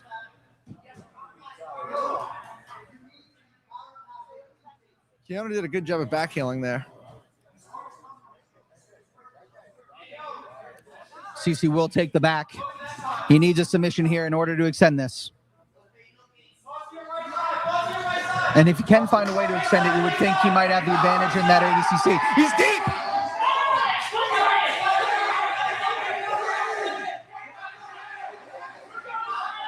Has he got it? And there's the tap. CC finds his own submission, and we got a double sub in EDI. You love to see a double sub.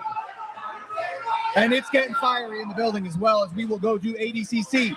First to a dominant position.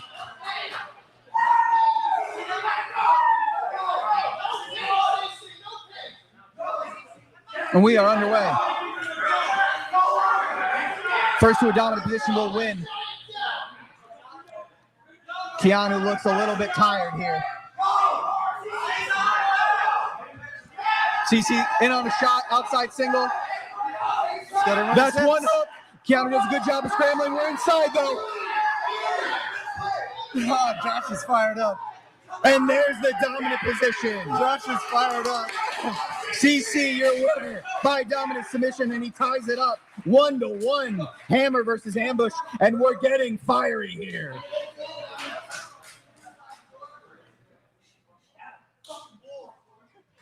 Josh is really fired up after that. That was a nice back and forth here. We have Tyler Montfort for Ambush and Lucas Sabel for Hammer.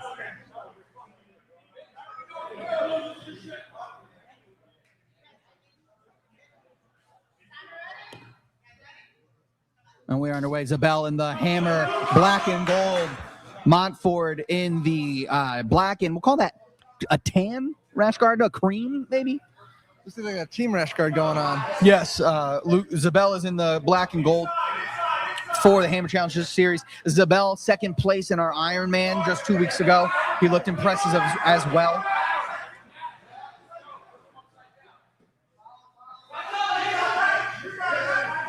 He actually lost to Antonio Caveo in the final of that event, and Caveo will be making his pro debut later on the same card. Zabel, the team captain for Hammer, so they are hopeful for a victory out of him.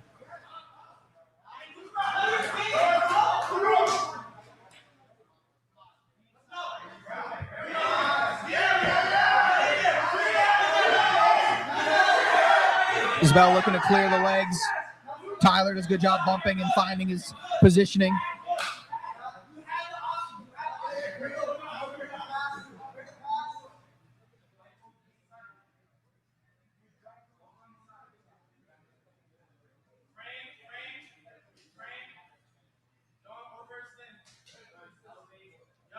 Zabel's doing a great job keeping the pressure on him.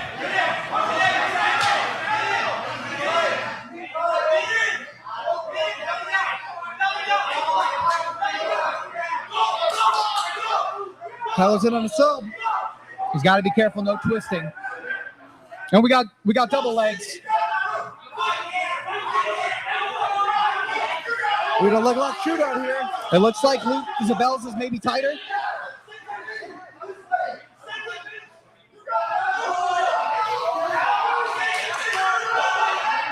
Zabel's definitely tighter now.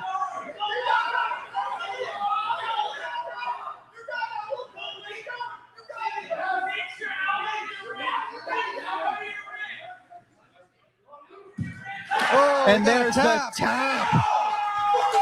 We got a tap. Tyler Montfort drops the hammer, points to the crowd, winner by submission. And that is the 4-1 lead for Ambush as he finds the submission. Battle of the leg locks. Tyler Montfort comes out on top.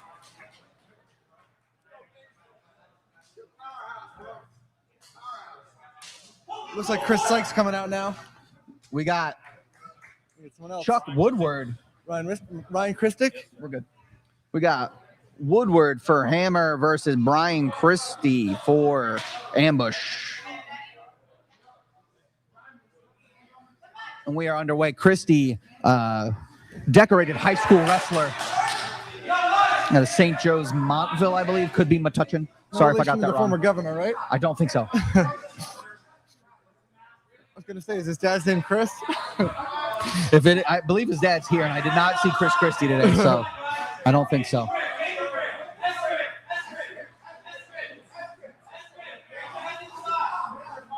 And Woodward is a very active HCS competitor, and he does this thing where he'll get absolutely dominated for 4 minutes, but he won't get submitted, and he finds a way. We'll see if he can pull that out here because he's already in a bad spot. But this is kind of where he lives in the HCS. He's comfortable being uncomfortable. And the good news about a sub-only tournament is you don't have to be good at submitting. Exactly. You He's just very need to be good at comfortable with the surviving. rules. But Christie is aggressive right away in a pretty good position for him.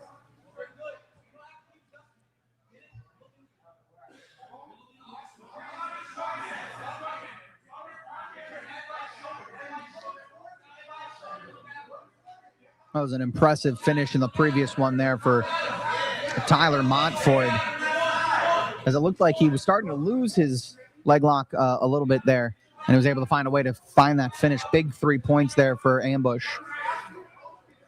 Hammer's going to need to win the next two.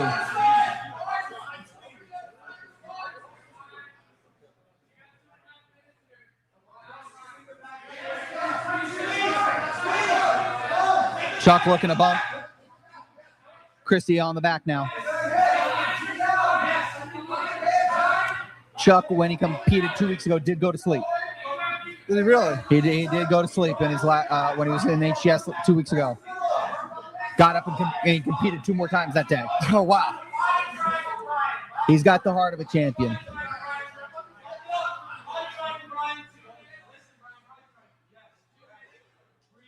Honestly, Brian with the body triangle. might not be a bad strategy, though, for Chuck right here. Force him to tire himself out and then win in overtime. Listen, he doesn't get tired. He keeps his pressure. He keeps going. He does know the overtime format very well here at HCS, so it could be an advantage here if he's able to survive these 4. But again, Christie's in a very good position.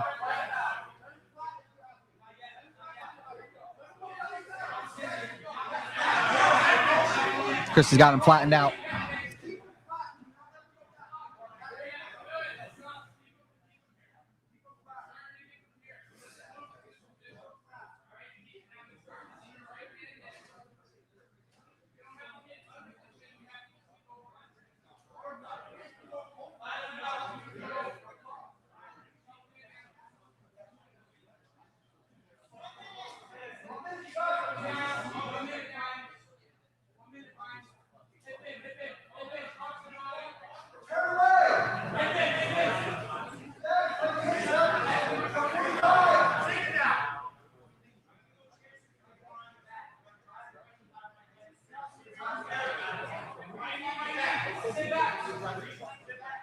Of course, a guy like Brian Christie with all that weight, you don't want all that pressure on you for 4 minutes. Absolutely. Chuck is definitely giving up some size here. Brian Christie weighed in at 209 and Woodward at 180. It's about 30 pounds of size difference here.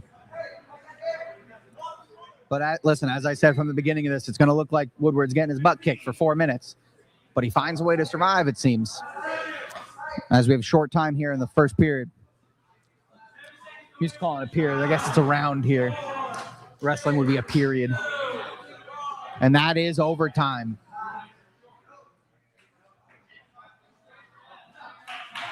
And as we can see here with how quick Woodward got up versus Christie there, he might have tired him out a little. Yeah, Chuck doesn't look tired at all. He won't. Brian looks exhausted, though. And, you know, as the HCS team, they might have the advantage. They drill this style of competition in practice all the time. Now, all the teams can be doing that, but you know, at least Hammer Challenge Series is going to drill their own style. Chuck on the back to start here.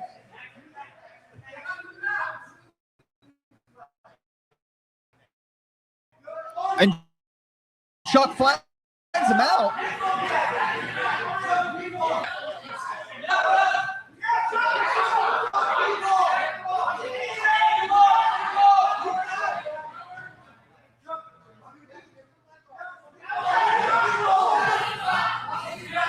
He's attacking the choke on him. And that's loose. And there's the escape for Christie. It looked promising for Woodward for a second there, but Christie finds the way out. And this is where that dominance from the first period might be a problem. It's going to be hard to get a guy 30 pounds your size with that wrestling background off your back here, but Woodward's going to have to dig deep to find a way. I was Chuck, too. I wouldn't want to go to the EBI overtime either with a wrestler like that. You wouldn't, but hey, listen, He's game for anything. You allowed Some to, of my boys out here.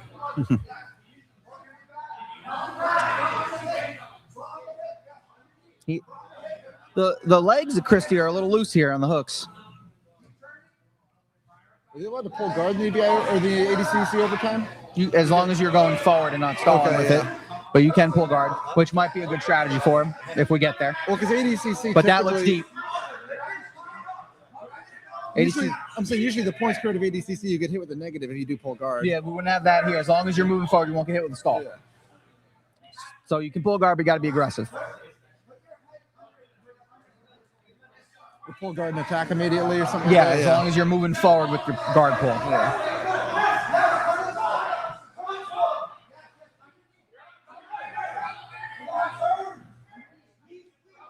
Chuck looks like he might be getting close, but there's short time. And there is the ride out. Call it. Call it. Call it. You have to be louder. And that is the ride out for Christie. And the win, 5-1 ambushes. They will win this team duel. But it will be Chris Sykes for ambush in the final one against Skylar Smith. And this one we knew was coming, folks. There might have been some smack talk on Instagram before this one. Sykes called out Skylar Smith, and Skylar Smith said, I'm ready. So this matchup might have been predetermined. We're underway. Sykes in the black camo. Skylar Smith in the black and gold of Hammer. Shot attempt from Sykes as we go out of bounds. Chris has a very good wrestling background. And Chris, a lot of experience here inside the circle. Smith, although he's from the gym, this is his HCS debut. He's more of an MMA guy. Sykes bull rushes him out of bounds, maybe gives him a little extra push there. And we're back Might under. go through the glass. Smith looks to pull guard. Sykes Chris is in on the attacking leg. the leg. Rolling through.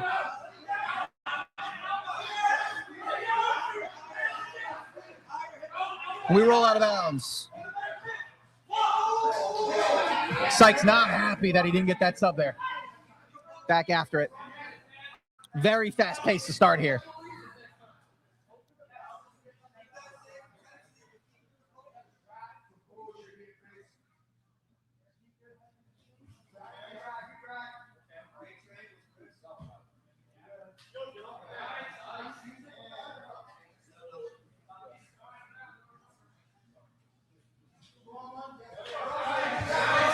Whoa.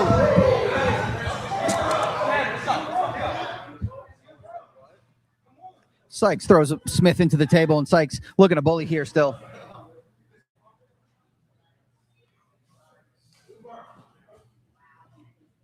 Whacker. Move him.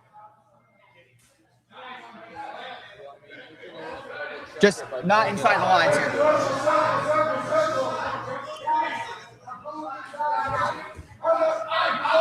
And Sykes clearly has the advantage here on the feet, but you have to wonder because he's focused kind of more on throwing him out of the ring than he is on using his takedown ability to get to the dominant position. So maybe emotions are playing a little bit here from that smack talk.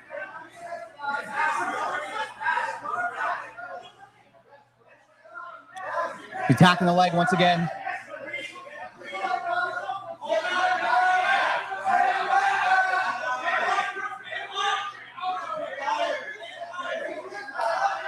And we roll out of bounds. Both guys coming aggressive out of the gate here. Absolutely.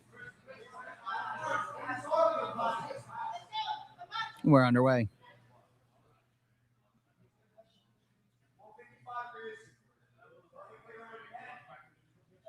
About halfway through here.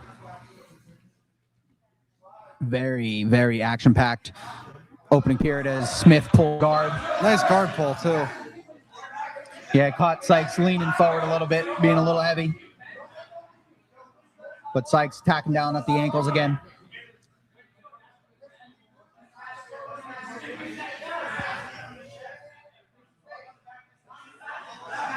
Minute and a half left.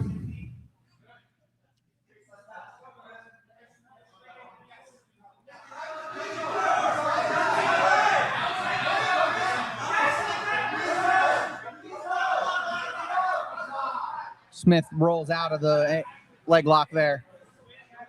Sykes looking at the clock. And I will say, Sykes has a lot of experience here inside the circle. I don't think I've ever seen him not get tired. Oh, yeah. Chris has got great and cardio. his shirt will probably come off and go to overtime. But he still fights through it. He lets out his big breaths, but he keeps going.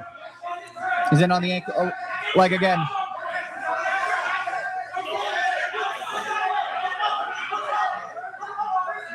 Both guys looking for a leg. Smith keeps rolling.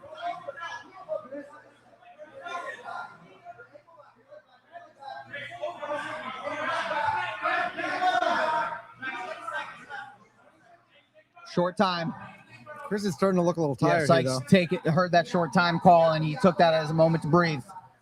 We're looking to push again. Out of bounds.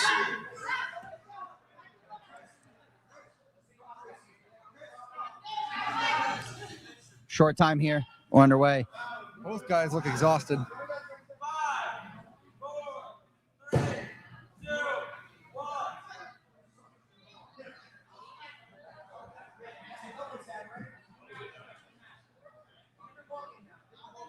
Smith wins the toss. He chooses defense. Sykes will take the back here.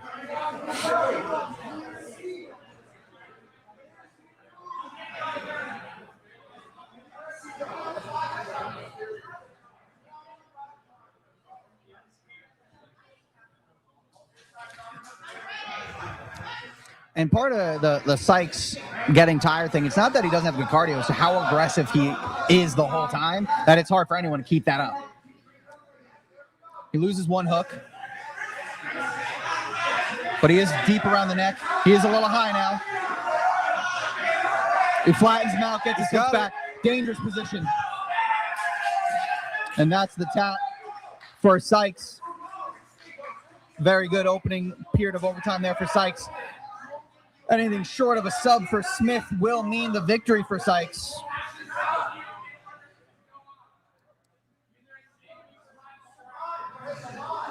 All Chris has to do is survive here.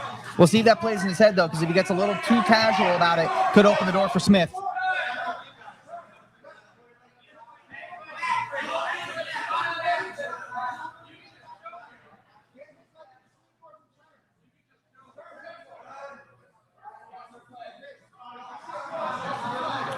As you can see, Syke definitely being patient, not worried about escape as much here as he's just surviving.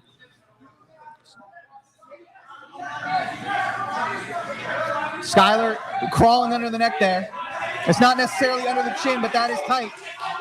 He's in deep. Chris is trying to hold up. And he pops his head.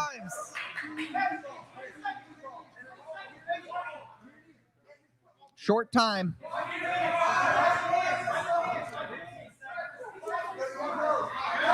If Smith wants something, he's got to go right now. And Sykes giving his teammates the thumbs up as he's confident he will survive here, and he does. That is the victory. Overtime submission for Sykes. That's 2 points for Ambush and a 7-1 victory for Team Ambush as they will join Black Hole in the final. Riverdale versus Hammer for third place as a nice fun one there to end our first round of team duels. And with that, we will head to a brief intermission as we transition over into our pro rules. Don't go anywhere. We'll be right back. Good commercial break now? Yeah, like 5 minutes. I'm going to use the bathroom while we're doing that. Yep.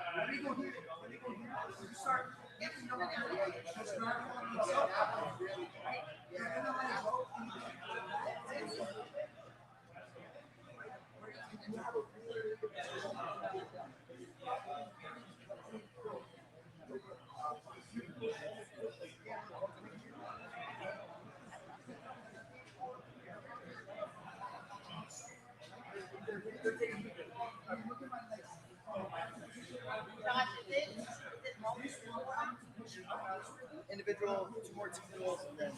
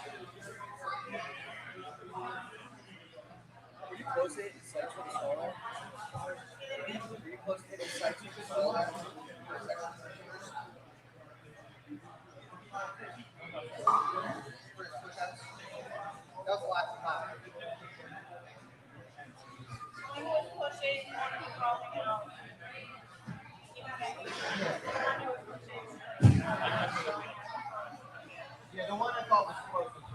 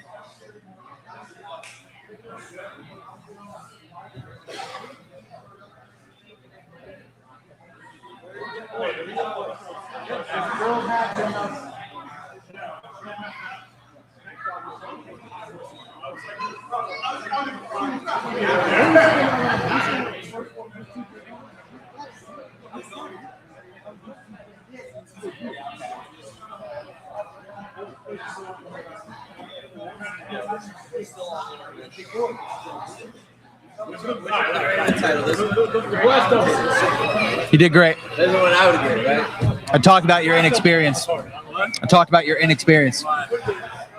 Because I needed to talk about something.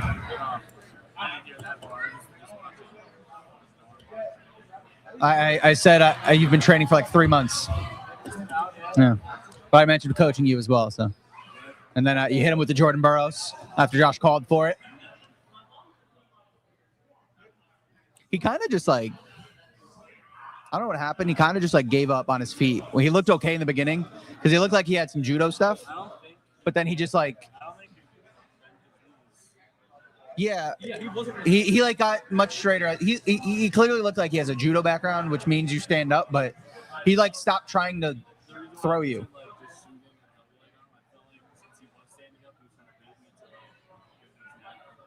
No, he just.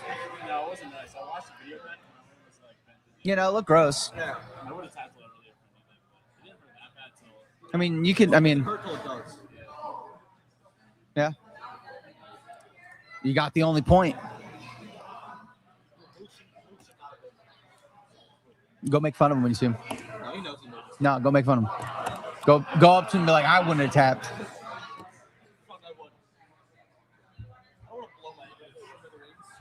Huh? No, but you got to hit him with the, I would have tapped him first. But I'm like that. But I'm like that. So you got to stop being nice about your brothers. Just say you're better than them.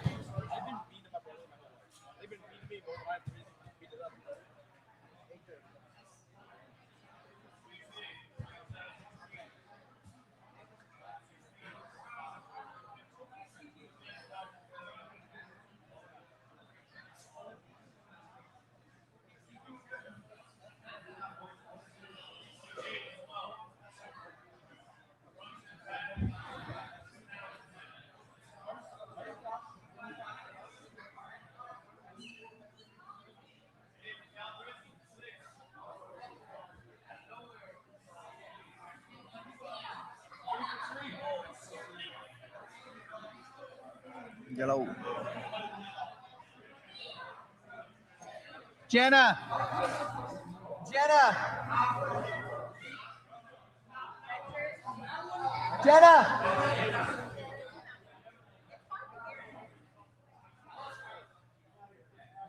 Sylvester. That's it. Yeah.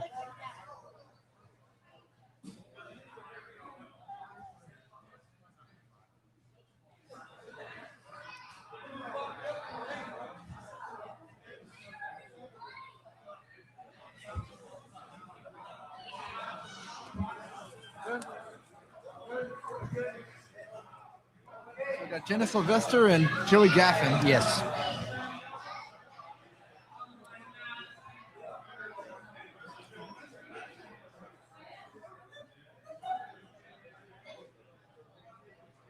Send it back.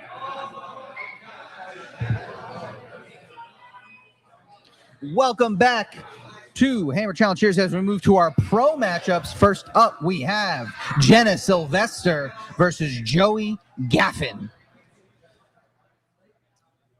We are underway. Jenna Sylvester in the black and red, the black spats. Joey Gaffin in the brownish red matching situation. Aggressive on her feet right away. Both ladies active competitors here inside the circle, always bringing the action. Jenna's a former Ironman champion. Joey Gaffin shoots right into Jenna's guard.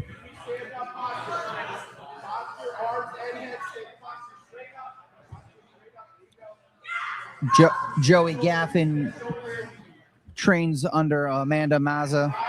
So great coaching there.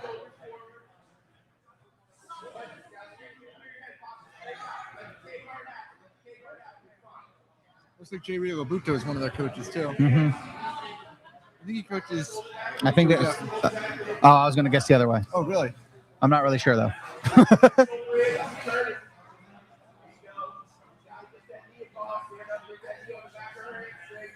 Yeah, this is Gaffin's coach over here.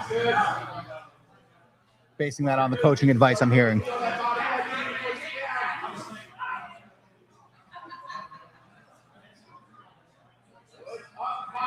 Very dangerous guard here from Sylvester. Nice sweep there.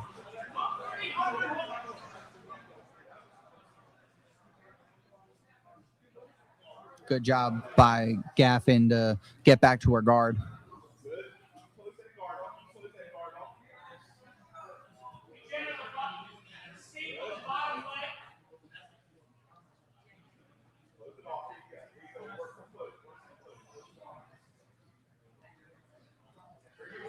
Sylvester separates a little, looks to slide through. Jenna's got phenomenal athleticism. Moves very well. Yes, very fluid. She's looking to take the back here.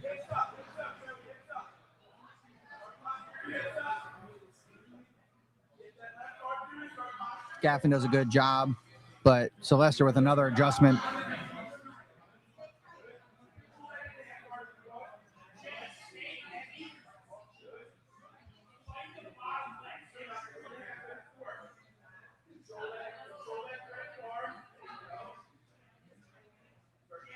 And Jenna's going to be competing twice today. This is her first of two. Taking on double duty. We had a late pullout, and Jenna stepped up, make sure all of our competitors can get their matchups. She's always a very game competitor. Absolutely.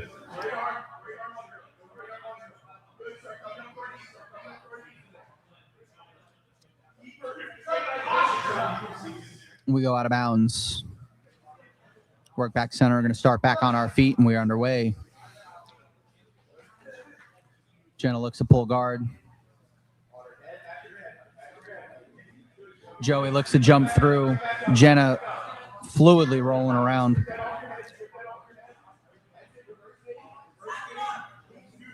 And that was crazy. She just was applying head pressure from bottom through her own legs. First time I ever competed for HCS, I remember watching Jenna just absolutely run through the women's division at Ironman.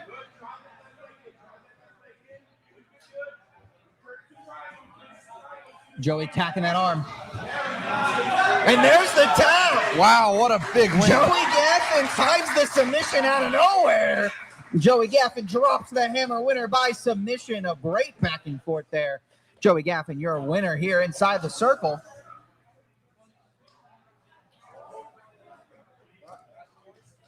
Yes. And with that, we are going to go back to our team matchups. Our third place matchup will be first Hammer versus UFC Riverdale. A reminder for our Hammer roster. We have John Basil, Chris Collins, Luke Zabel, Sean Fitzpatrick, Noah Ferraris, Skylar Smith, and Chase Charles Woodward. And for Riverdale, it is David Nicho, Brian Pascarello, Tyler Antonello, Jack McCaffrey, and Nick Clayton. Host Jim versus hosts organization here for third place here today as we get our handshakes in the middle. And we will go towards our coin flip for choice.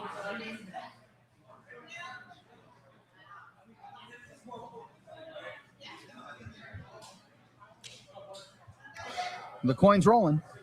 Riverdale wins toss, and they will send second.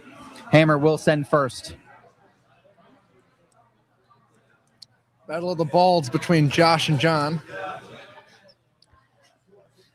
They're both bald. Well, Battle of the bald John's guys. hiding his, so you can't call him bald because you can't see it.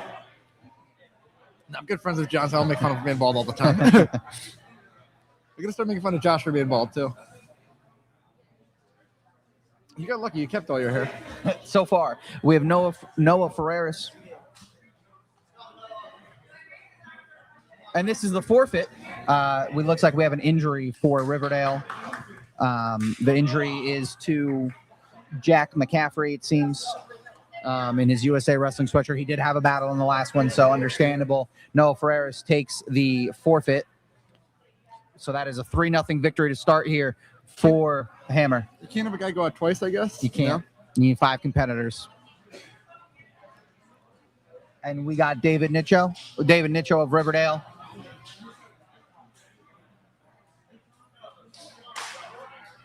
And Sean Fitzpatrick for Hammer. Back to amateur rules. I know we just had our first pro. Back to amateur for the team portion, 4 minute. Fitzpatrick in the navy. Nicho in the all black. Fitz looks way bigger than him. He's only about 10 pounds bigger. Oh, really? Surprisingly enough. Nicho weighed in at 192. Fitzpatrick weighed in, make it 20, 210. So, yeah, about 20 pounds the difference here. And great takedown into side control for Fitzpatrick. And that forfeit's big for Hammer because that's points on the board. Definitely sucks, too. Yeah, for 3-0 hole for Riverdale to start. Yeah, sucks for Riverdale because you wanted McCaffrey getting out there, too. Absolutely. And that's where Hammer, they brought 7 guys. Maybe not all of them compete, but this is the situation where having that extra guy does help. If Riverdale had an extra guy here today, they could have filtered that in, but unfortunately we have an injury that happens when you're competing multiple times a day. And again, he had a dogfight in his first one. A lot of times it's hard enough getting 5 guys to compete, let alone more than that. Absolutely. Yeah, that McCaffrey and DeJesus duel in the first one, though, was a brawl. That might have been the match of the night. Might have been. And we go out of bounds. Fitzpatrick with a lot of top pressure, but Nicho doing a good job maintaining his guard. I'm back underway.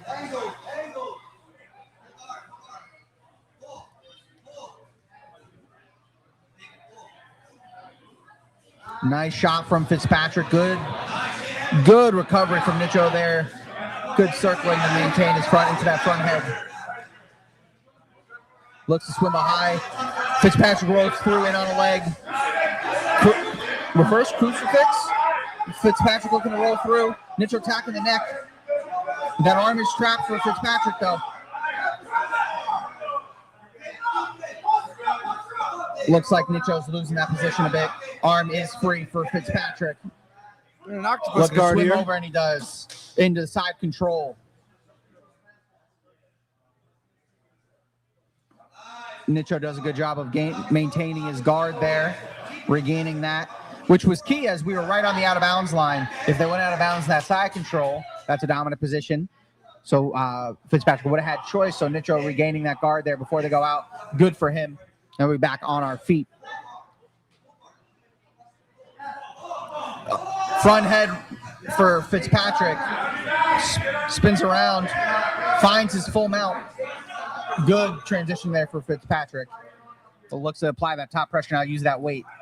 Fitzpatrick showed phenomenal wrestling today. Absolutely.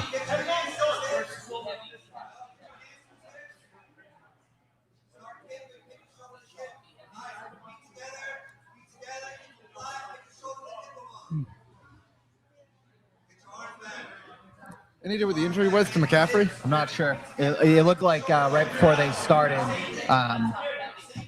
Romero actually looked over at McCaffrey. He's like, "Are you going to go?" So they weren't even sure yet. So not sure what it is, but he's in his socks. Yeah. Which is the jiu-jitsu equivalent of your street clothes. Yeah. So, well, we got a triangle. Kind of. Fitzpatrick looking to his coaches for some coaching here. Maybe not all that comfortable with the position. But he's now attacking the arm.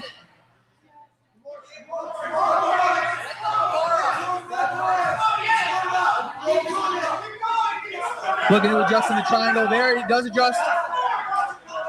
Looks a little loose. Does adjust his legs. Loses the grip. Good job by Nicho to scramble out of that position as we go out of bounds. Good scrambling by Nicho to avoid a dangerous position it looked like. And then we'll start up on our feet. Looks to pull guard. Fitzpatrick does a good job of avoiding that. Looks to jump. Good job by Nicho following into that half guard.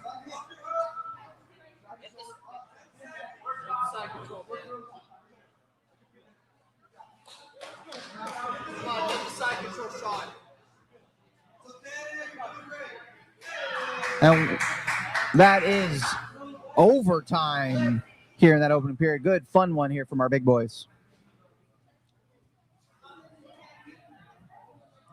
Nicho wins the toss.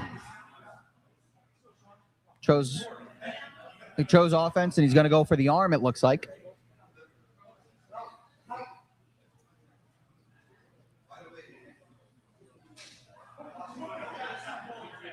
Fitz wisely gets that rear naked grip on his arms.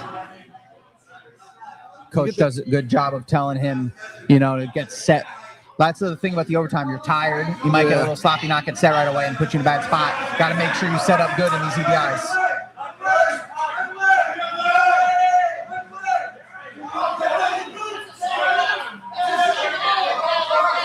Mitchell still attacking that arm. Fitzpatrick looking to drive into him. Looking to stack him. Looking to yank his arm out now. And it looks like he gets free, and he does. That is the escape for Fitzpatrick there. Nicho did definitely threaten there for a good bit, but Fitzpatrick stayed calm and got out. He's going to take the back here, Fitzpatrick is. A ride out would win it for Fitzpatrick. Nicho needs an escape in order to continue this. And, of course, a sub would always win. And we're underway. Fitzpatrick looks for the body triangle. Doesn't quite have it. Little loose.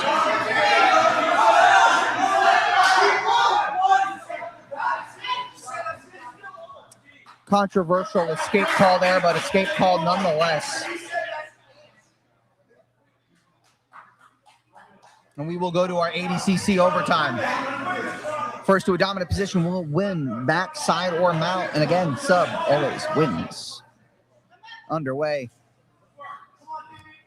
Nicho looks to pull guard. Sloppy with it though as he falls down. Fitzpatrick looking to clear the ankles. Throw him by. He looks to throw him by. He does. And that is the dominant position for Fitzpatrick. And that is the overtime 1-point victory, making it 4-0 for Hammer over Riverdale. Hammer sends.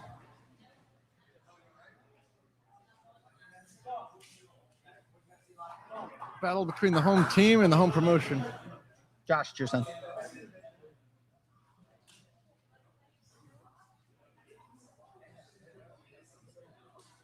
And they will send Skylar Smith.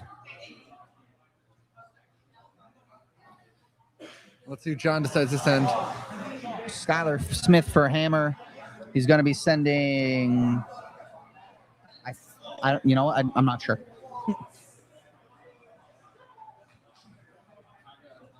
And it will be Tyler Antonello for Riverdale.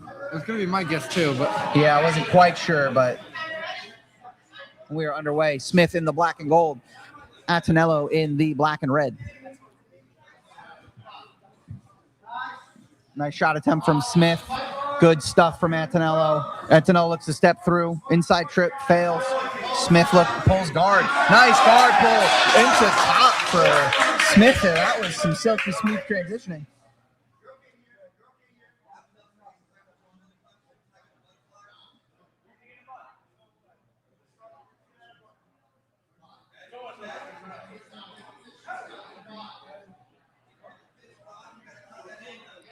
Heavy top pressure from Smith.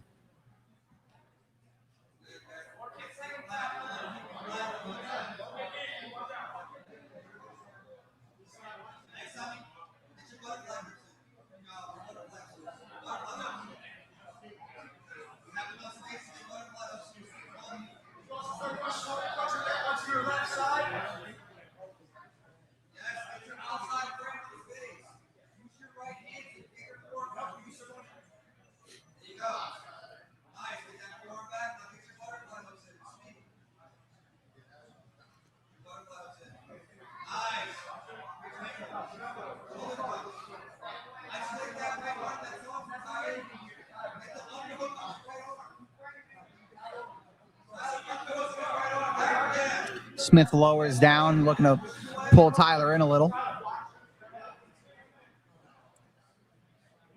Tyler staying very low here on the hips. Just kind of methodically crawling Tyler back in the circle. And by circle, of course, we have a square.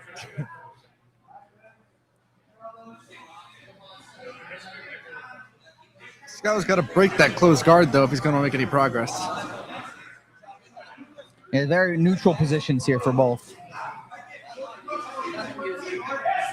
Butterfly hooks for Antonello. Looks to sweep him. Smith notices, attacks the neck.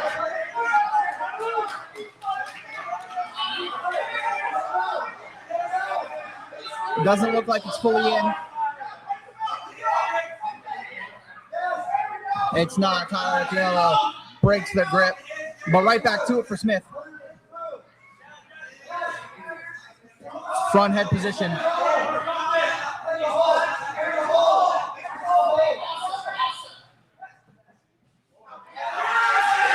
Smith looks to roll through, but it's a little sloppy. Antonello takes the back. Nope, not double hooks though.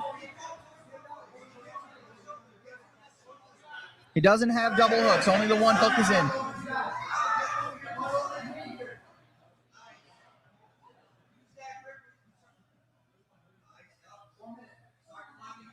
Smith looking to switch his hips, reaches through. That's the second hook, and we roll out. They roll out of bounds in the dominant position. They go into the closest dominant position for EBI then, which would be the back. And we're underway. Smith gonna have to avoid the early trouble now.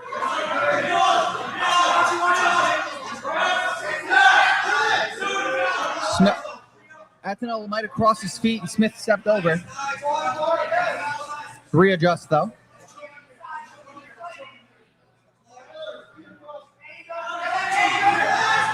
It's not quite under the neck, but it is tight. Smith does a good job of fighting his hand underneath there.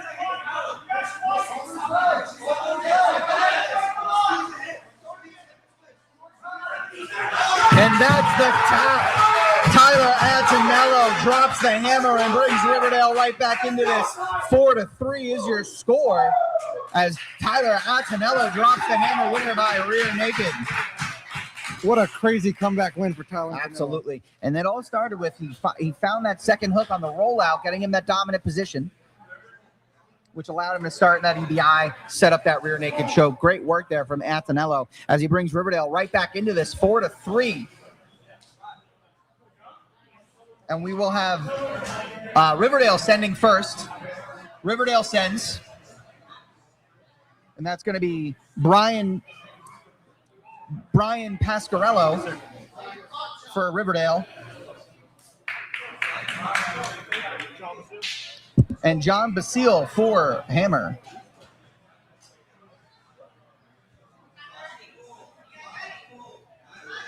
We are underway. John Basile in the navy blue, Pasquarello in the Riverdale black and red. We're pummeling early on our feet.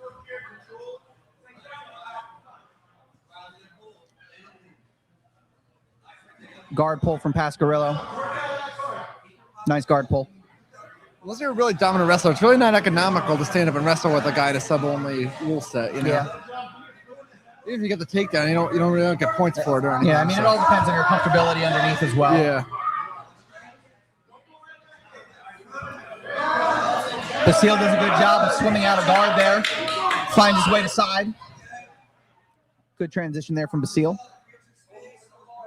You can tell what Hammer guys are showing a strong wrestling background. Yeah, that is definitely something that is emphasized at Hammer's training. Not every gym, some gyms have it, obviously, but not every gym has a dedicated wrestling night. You will find that at Hammer. Nice headlock from Basile as we roll out of bounds. Nice headlock there.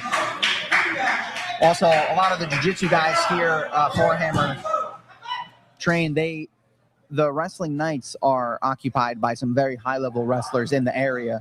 A lot of high school wrestlers do attend that, so that definitely helps improve your own game. Nice throw, though, from Pasquarello this time as they roll out of bounds. And we're throwing each other back and forth.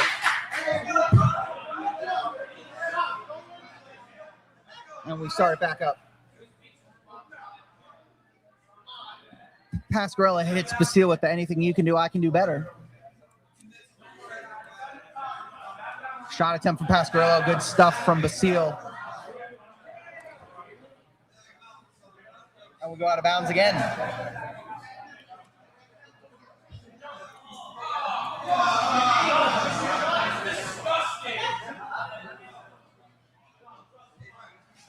Pasquarello, good takedown there from Pasquarello. Good job from Basile to maintain his guard, though.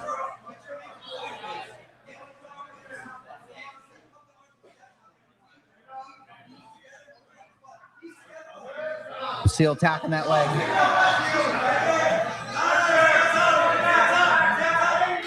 And we go out of bounds. Nice job by Basile using the threat of the leg to get on top. Back at it again.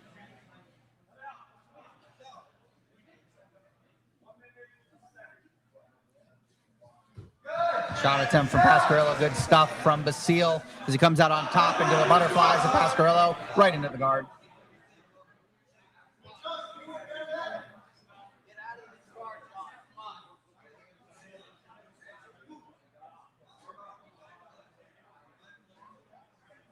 This girl's looking for the shoulder clamp.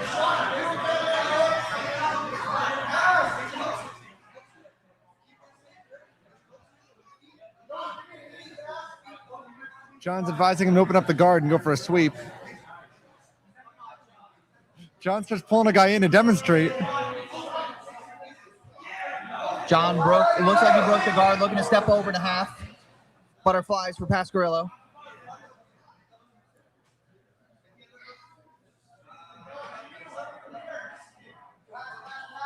Short time remaining here. Basile looks to pass. Pasquarello looks to find his knee, but that right in the half guard. I didn't realize Basile's name is also John. I was talking about John Romero. Pulled the guy in to demonstrate the sweep.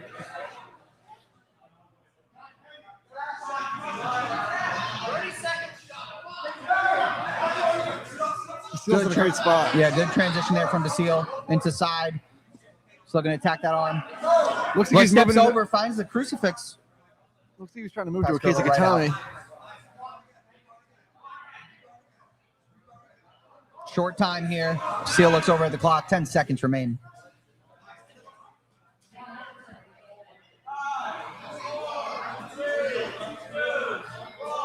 And we will go to overtime.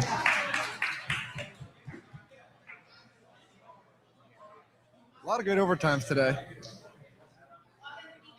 So many overtime matches. Very, very many overtime. That's what happens when you get good matchups. Equally matched people. Basile chooses defense. Pasquarello is going to take the back here. You know, most people like the submission shootouts or a lot of high submission ones, but I like a good overtime match where it's a back and forth battle. Basile doing a good job fighting his legs out.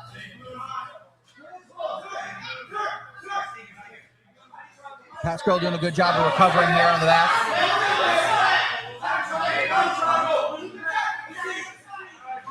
Basile under a leg there. Reaches around.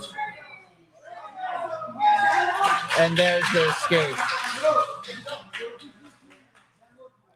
There's the escape for Basile. And he also chooses the back here. A ride out wins it for Basile. Escape extends it for Pasquarello. And we're underway.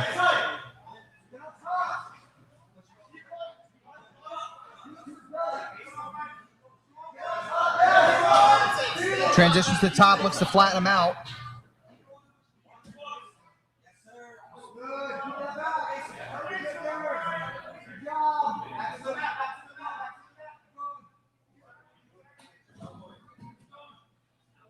Pasquarello close to escaping here. Good follow from Basile. Good follow as we roll out of bounds.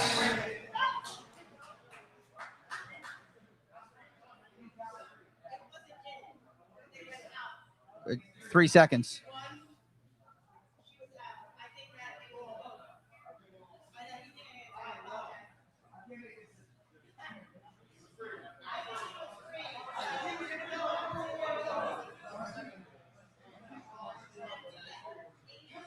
They call an escape as we roll out of bounds there, and we will go to double overtime. Our ADCC first to a dominant position to win.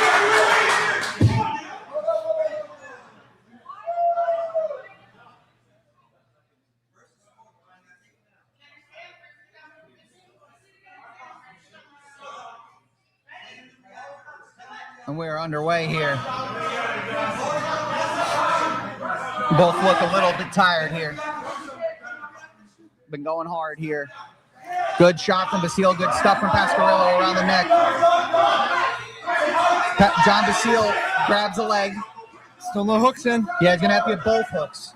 And with Basile hanging on the leg, that's going to be difficult. Good switch off to a double from Basile. Looks to step over.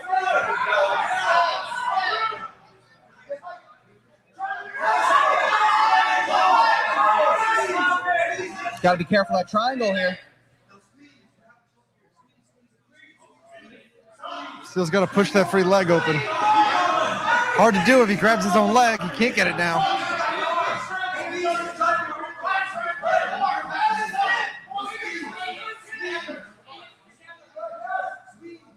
Basile breaks that grip.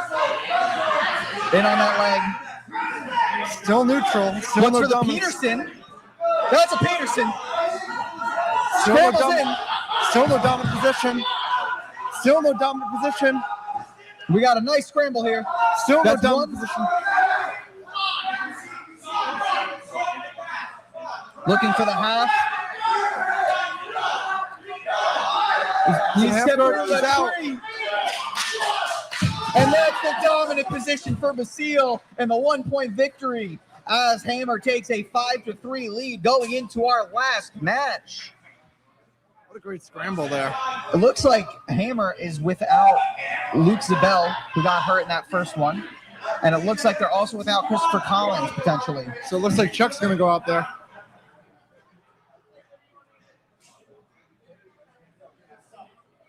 Looks like he's without Christopher Collins as well, so it might have to be Chuck Woodward against Clayton of Riverdale. We know it's going to be Clayton as that's their last guy. We know it's got to be Chuck. That's right. And they do have other people on the roster, but I do think Luke might be hurt. Chuck kind of looks like John Danaher. But they do choose Christopher Collins. He said, "Coach, I got you. I'm going to gut this out."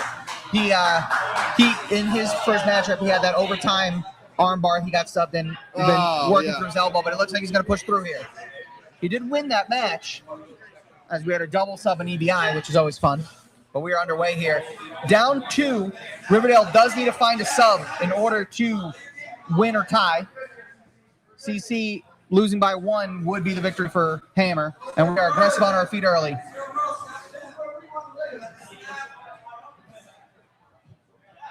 And we go out of bounds. And we got some aggression.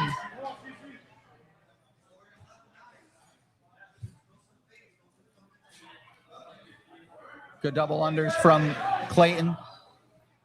Good inside trip.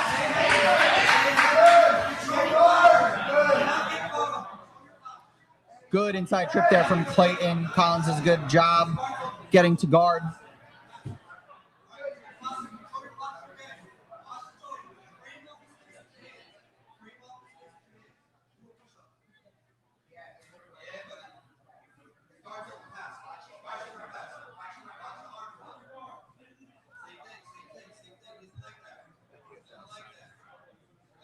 What happened? Oh, okay.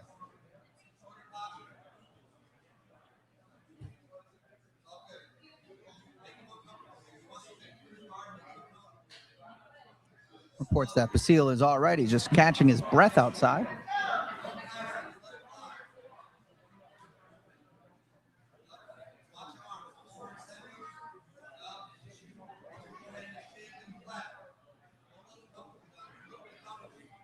I'm actually impressed you guys are able to do an event in here.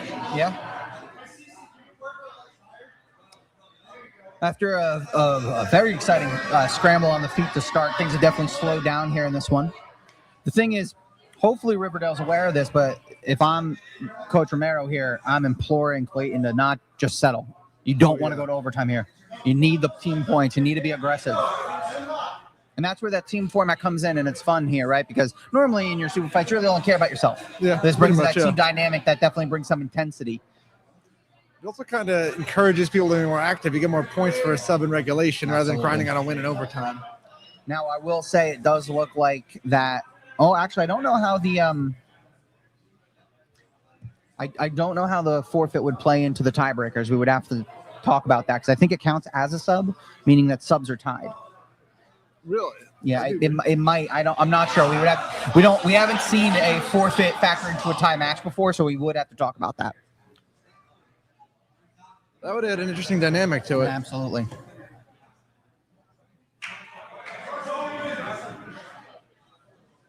But hopefully they just settle it on the mat and we don't have to go to a point tiebreaker here. I would say all things being equal, that probably would guarantee Hammer the win, right? I'm not sure because then I think it would go to overtime subs potentially, and I think Clayton would have to have that in order to tie it anyway. Yeah. Not sure how they'll shake out. This would be an interesting one that we'd have to talk about because it might also potentially factor into more wins for the Hammer side. We'll have to see, but that's if we get there.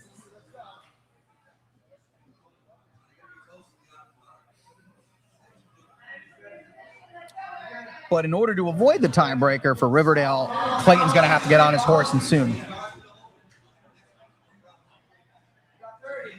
30 seconds.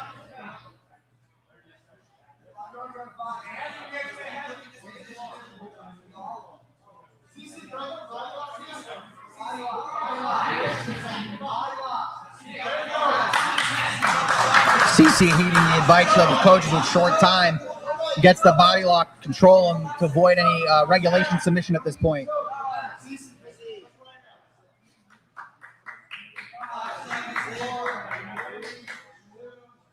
And that will be overtime. We will go to our EBIs.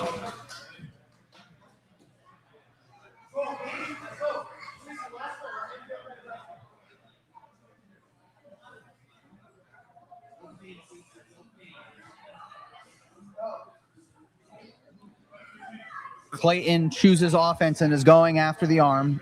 He probably saw the last one, saw that CC does potentially have maybe a little elbow thing. Now, he did choose the other side, which maybe he wasn't aware of that. Yeah, I was so gonna say. That is good for CC. He chose the wrong side. But he did see him also get submitted as well in this spot, so that might give him some confidence.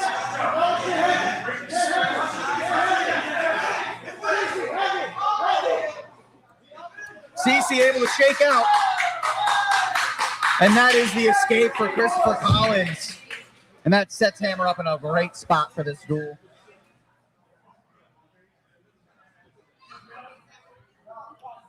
CC chooses the back. A ride out or sub wins it for Collins. Clayton needs the escape to extend this to the 80 CCs. And we're underway. Ride out wins it. And with the wrestling background, I mean, boots is where you want to be. He was a boot rider in high school as well.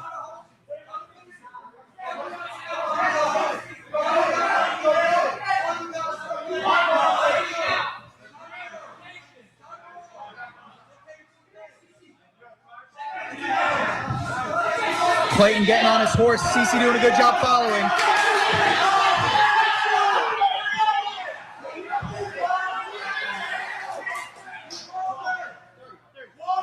Halfway through here.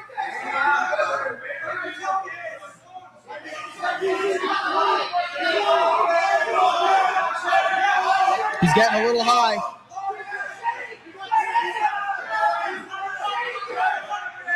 Pops his head, extends.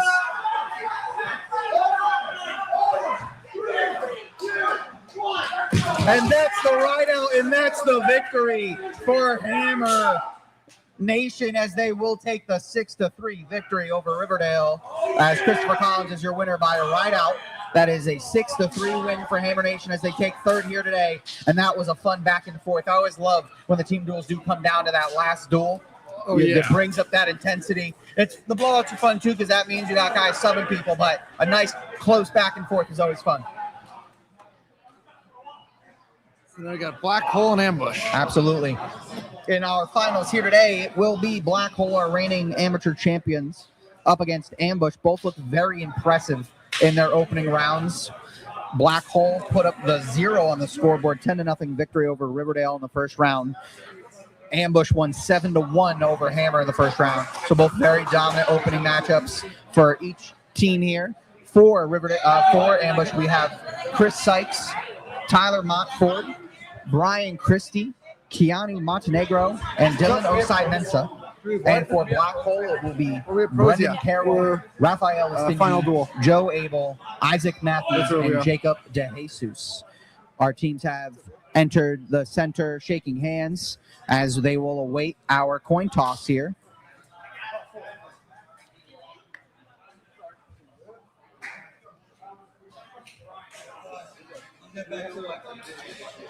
And with that transition, Phil, thanks for joining us here today. You'll be back in a little bit. He's got a guy still. So Phil's gonna hop out for a second. We'll see him back in a little bit. Don't worry, but we're gonna welcome back John Romero of UFC Riverdale back into the booth.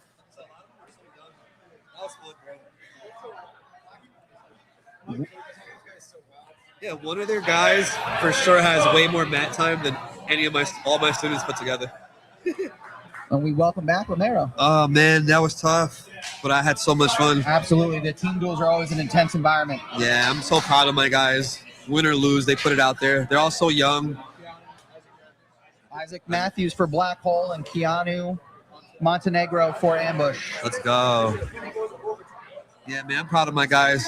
A lot of them two of them is their first comp. Jumped them right into this. Why not? You know. Absolutely. If we're hosting, we want to come represent. Best way to get experience, you know. Amateur rule set. And we're underway. Isaac Matthews in the black and blue. Keanu Montenegro in the black blue top. Nice takedown there. Oh, right to the front.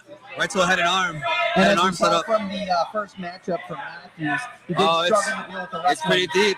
He's a little Nice and high, deep. but if he just adjusts and lowers his level a little bit, he can maybe finish this. And there's a lot of time on the clock. Yeah, he has a nice little Rotolo team set up. If he That's did the thing about squeeze. Black Hole. They come out aggressive the entire time. Yep. Yeah, he lost his grip a bit, so it may be hard. They're the reigning champs for a reason. It's a good defense from Montenegro, but he It needs is. to, before this guy gets comfortable, he needs to kind of figure it out. Get his elbow back so he can escape. Typically here, you see guys typically go off to the side. And right? he's attacked. But Matthews says, I don't need to, as he drops the hammer. Isaac Matthews, winner by submission, make it 3-0 early for Black Hole. Wow, Black Hole did not. They are the champions, and they came here to defend. Absolutely. They are here to say last year was not a fluke. Not a single L that they have so far. We'll move right along to our second matchup.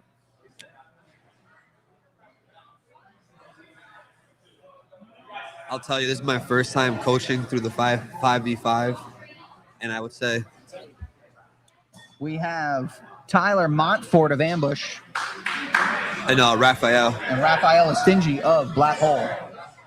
Yeah, the 5v5, when you don't know who's going to come out first, it's a big, pretty much game changer. I was prepping on the sideline. I thought I was going to be able to pick who I wanted to send out, but no. The And we setup are is underway. awesome. Yeah, unfortunately, it looked like McCaffrey got that injury that kept him out. Yeah. Hate to see that. He has a pro fight next week, so he's trying to Got to be smart about that. And Listingi might be, I might be willing to call it the most dangerous amateur in the sport. Raphael, right? Yes. Yeah, Rafael is a beast. Yeah, he's a dog. And he is firing, attacking subs the entire time. You're The crazy never thing, safe. he's so young too. A lot of these guys. He's someone I'm predicting that's going to be ineligible for the playoff roster because he will get promoted. That's my guess. Yeah. A guy this talented can't stay a blue belt much longer. Yeah, for sure. Tyler's a dog too, man. I've seen Tyler come up at ambush. Those ambush guys are scrappy. Very Absolutely. technical. Coached by Matt. Ambush, very aggressive team. Matt as is well. a dog, and Listingi always looking for the legs. Rafael's a heavy on leg attacks. yeah, but so is ambush. So Yeah. anytime he throws some legs, Montfort won his first one via leg lock, so Yeah. he's comfortable there. Nice mount from Rafael. see the cool thing is you never know who's coming out. So you may have a big guy versus a little guy. And Ambush is the biggest team here. They still got two 200-pounders ready to go. So Black Holes definitely have to overcome that. They have smaller guys too. Brendan Carroll at 150. But Brendan Carroll also game to go against anybody. Yeah, it looks like he has a very. He has one arm isolated. This is getting dangerous. It looked like Raph was trying to take the arm bar. Just such smooth transitions from Rafael. You gotta realize Black Hole got a lot of elite athletes, a lot of good black belts coming out of there. So these younger belts get all the benefit or scrapping with some of the really good athletes. Nice escape there. Nice from escape. Montford. Kind of wish I saw Raph triangle to transition to a triangle, but And right back on the attack is Raphael. oh, watch it go from arm to leg, arm to leg. That looks Tap. and that's the tap. Raphael Wowzers. drops the hammer winner via armbar. And that is the 6-0 lead for Black Hole, and they are aggressive as ever. Wowzers. Raphael is Stingy, your winner by submission. Wowzers. Great work there from him. Not come here to play. There is literally never a moment against Raphael Stingy that you are safe, ever. And it will be Black Hole send here. And they're going to send out Brandon Carroll. Brandon Carroll, steps forward, his wrestling and is it pretty will good. be Chris Sykes. This is going to be a scrap. Absolutely. Now, main difference here, we definitely got two wrestlers on the mat right now. Yeah. Chris was Sykes picked. at 179, Carroll at 155. So size advantage Sykes. Oh. However, Brandon Carroll will not get tired. It's impossible. Sykes will get tired. It's a guarantee. He That's does true. push through it every time, but he will get tired. Watch this But leg he's lock entry. attacking early. And he does have the size advantage here. About 25 pounds. Oh! Omoplata! What? Scrambling! See, I said like at ambush, they're very good legs. Matt probably tacks. I love Black Hole matches. Chris be going leg for legs with Coach Matt on a regular basis. There's nothing Chris is not used to. There you go, pulling guard. I'm assuming he wants to get to a leg again. And Oh! Chris Sykes, definitely that nice combination of that guy who has a very strong wrestling background, but I've seen him pull guard a lot. He's Yeah. very comfortable off his back for a wrestler. Yeah, Chris Sykes is one of my he's my referee for JRI, and he's you can tell the passion and he loves the sport of jiu-jitsu. Side control for Brandon Carroll. Nice roll through, knee on belly, steps over, Nice. looks to get him out, loses the dominant position. Oh, There's he not has a the few triangle. hits here. He has the rear triangle. But Chris is just too strong. He's willing to fight. Chris is a scrapper. And there's the big breath from Chris Sykes as we go back to Yeah, center. there's that breath you're talking about. Some good wrestling here. Cool. You got Chris pulling it early towards this end. Chris, although he does get tired, might have the best ability to just keep going when he's tired. Yeah. Every time they break, he takes his big breath and then just gets right back after it. Carroll has a really dangerous tax from front head, shooting them up earlier. Very strong from here. And with the 6-0 lead, Ambush really needs this one. Yeah. Brandon Carroll takes the back, gets his hooks. Very clean transitioning from Brandon Carroll. Yeah, Chris is starting to slow down a bit, so I Yeah. wonder if he's just taking effects. He has he's his- an HCS veteran. he has so his he's- next event. He has his- strategic about. He has it under. He has the choke. He has the choke. The choke is in. He has to push the elbow off his chin so he can have some space to fight. And Brandon But Carroll he's looks sitting like he's taking still. his time, not He trying has to time roll and get himself out of this.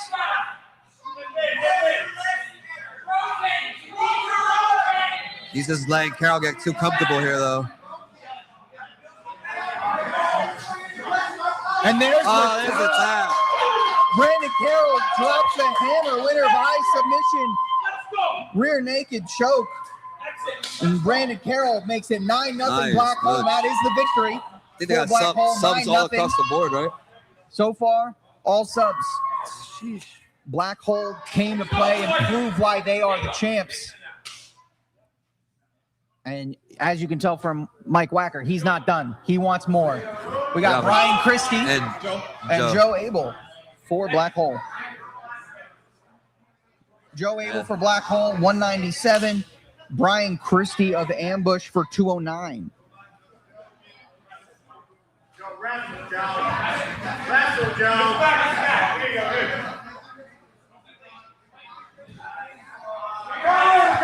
And we got a wrestling match here, folks. Brian Christie with a good transition right on the back.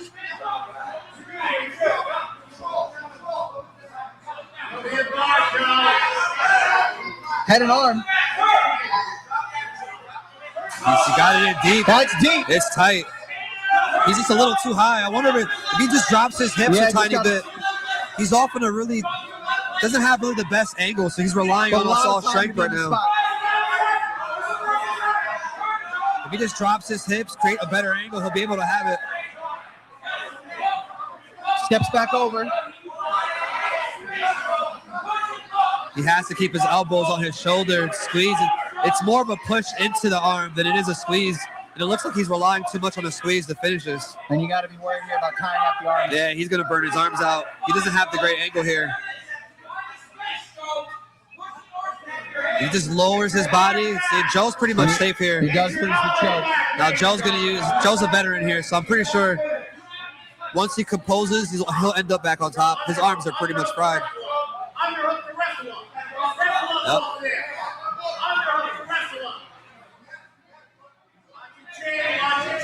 They're calling for Joe to wrestle up here, but Brian says he does have a very He's a big strong boy. wrestling background. Look at his thighs, bro. That's a big man.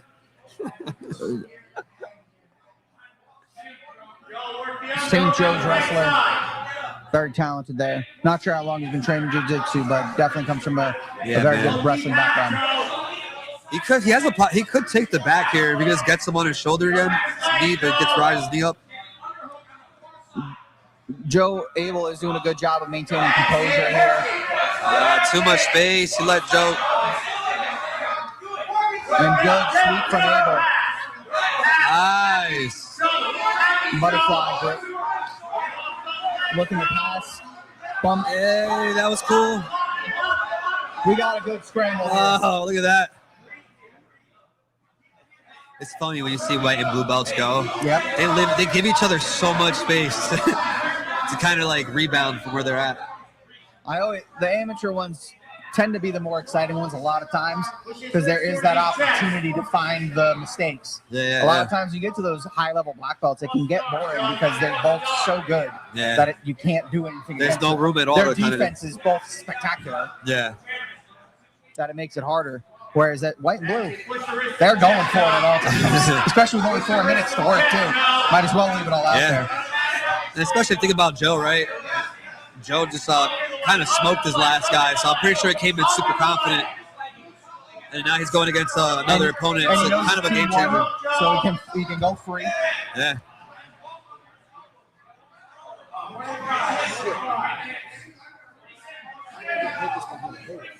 Huh?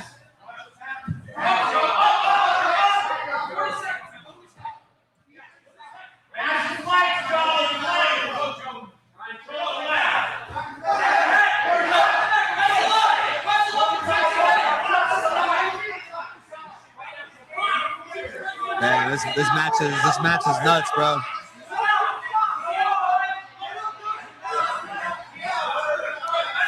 The weight difference on every. And we go out of bounds.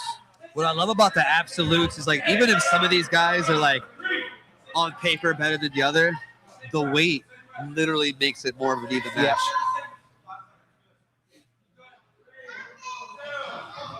And we go to Let's go. I think it's Black Hole's first overtime, right? Of this one, they only put up 10 in the first one, so they had 2 overtimes. Yeah. 3 overtimes because they had the 1 overtime sub.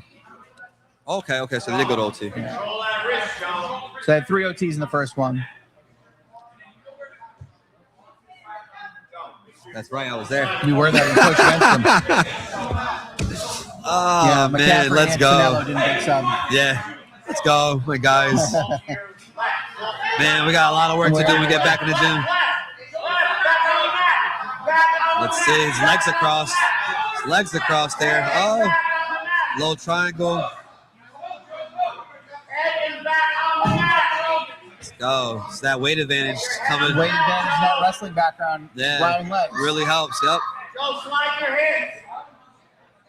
He's doing a good job continuing to climb. Every time Joe adjusts, his opponent adjusts perfectly, making it hard for him to get his back on the mat. He's looking to step over that bottom triangle. Oh, Is he under the net? long as he keeps the hook. I should have kept the hook.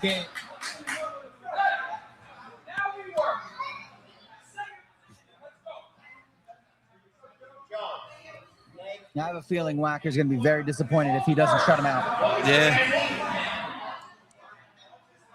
He's fired up, man. I love Coach. Coach Mike is cool. Abel will take the back here. Let's see. Let's see. What I love about this, if he gets out, I mean, it's still another round after this. Yep. And that's the sub. Let's go. Joe gets the sub. Joe Abel drops the hammer in overtime winner by submission. There's one more, right? One more, and that is 11-0. Black Hole. Make it 11-0 Black Hole as Joe Abel drops the hammer. And it'll be Jacob DeJesus for Black Hole. And Dylan Osai Mensa for Ambush. And we got some big boys in the circle. These guys are dogs. Krisha, get her over there.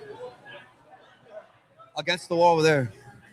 John Romero imploring his daughter to be moved away from the large men. Get her to safety. I got my little one here. She loves these things. Thank God. Locked in the whole time. Yeah, right. You see that, right? Fired up. I'm surprised she's not coaching from out there. She'll be competing soon.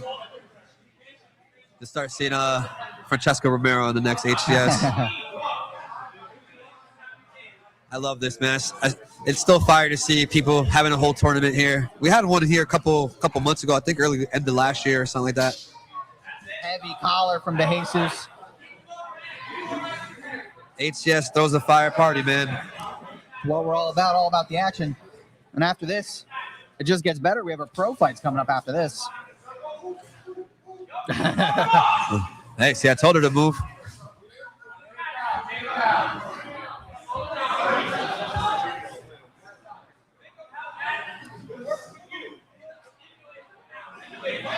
And we are scrapping on our feet. And Jacob DeJesus is definitely one of the most aggressive competitors we have on the feet. He loves to scrap. He's a good wrestler. DeJesus and McCaffrey was a scrap and a half. That was a scrap, yeah. Jack is a, active college wrestler.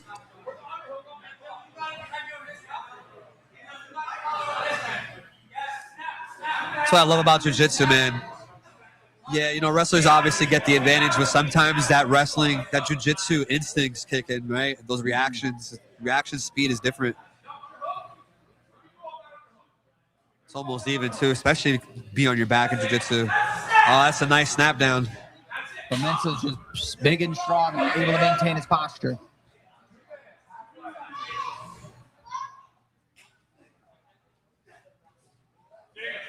And this is a fight.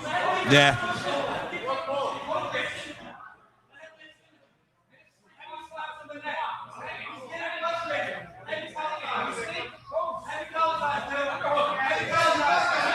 Nice. Yes, I love being that. Nice. Just to the back. Jesus keeps his feet. If Jesus gets his hook in, I really do see a finish. If Jesus gets his hooks in, he's going to finish this guy. There's no way.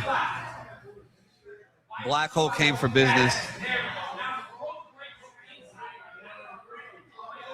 He's got one hook in.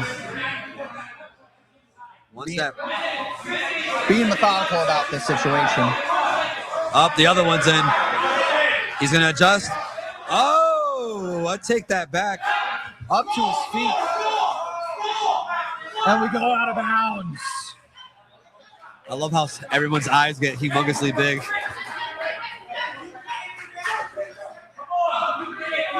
This is definitely one when you're in the audience, you better be paying attention. Yeah, I got my eyes away, making sure my little one doesn't get swashed over there.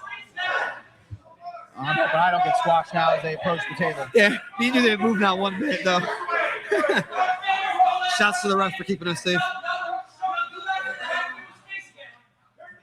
Knee pick. Nice takedown by DeJesus.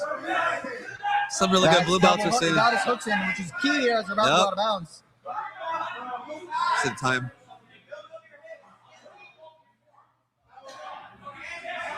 Oh, he's adjust. He's in a better position this time. Oh, he got it. He's punching it in. He's punching it in. He's a little too high, though. He just has to... Got the arm across the face. Nice. Trapping the arm, trying to fish it in. And we are going to overtime.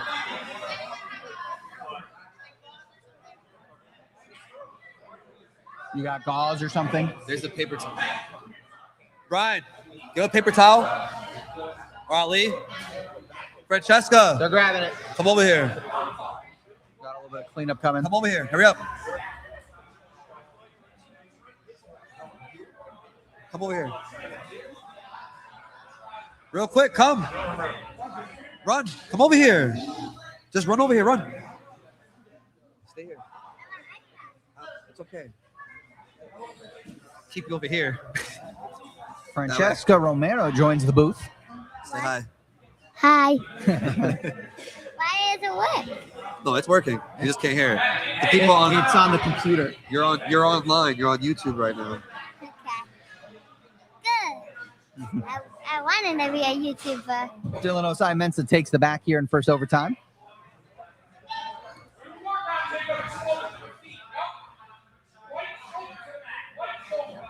See, the mistake is that everyone's falling back too gingerly. Especially if you're trying to be on defense and escape, you got to create some sort of urgency. And only a minute to work. Yeah, and the guy who's attacking, the slower you go back, it's going to be easier for him to adjust and finish.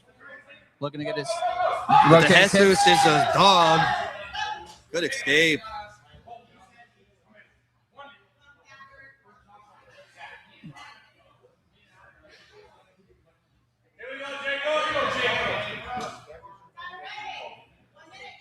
And we are underway.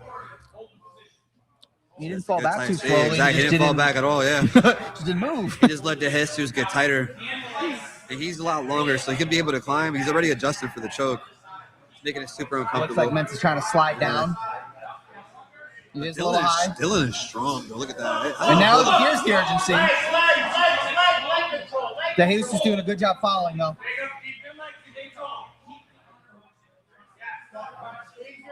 This is the last match. You know, whether Dylan wins the match or not, you know, I'm assuming it goes to black hole anyway. But you still want to go out fighting, and represent your team. The points matter too for the tiebreakers later on in the year. Yeah. You can't go down without a fight, no matter how.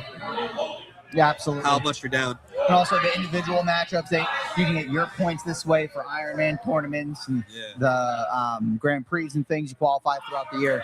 But that is the lineout for Jacob De Jesus, and he is your winner. That is a 12-0 shutout for Black Hole, and they are your winners here Defending today. champs did not come here to play. The defending champs qualify for the playoffs, and they make a statement doing so.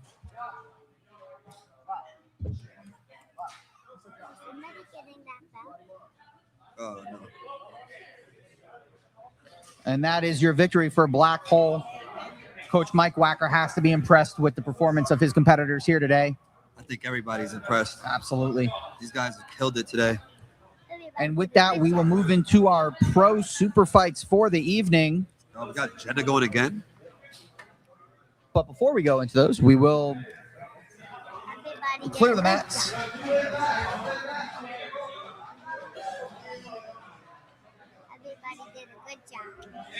All right, you want to say that to the camera? Go ahead. Say that to the mic. Everybody did a good job. Yeah, I guess we all can agree with that one.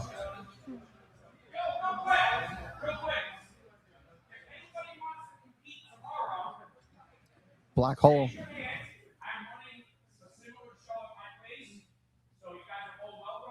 Great work, bro.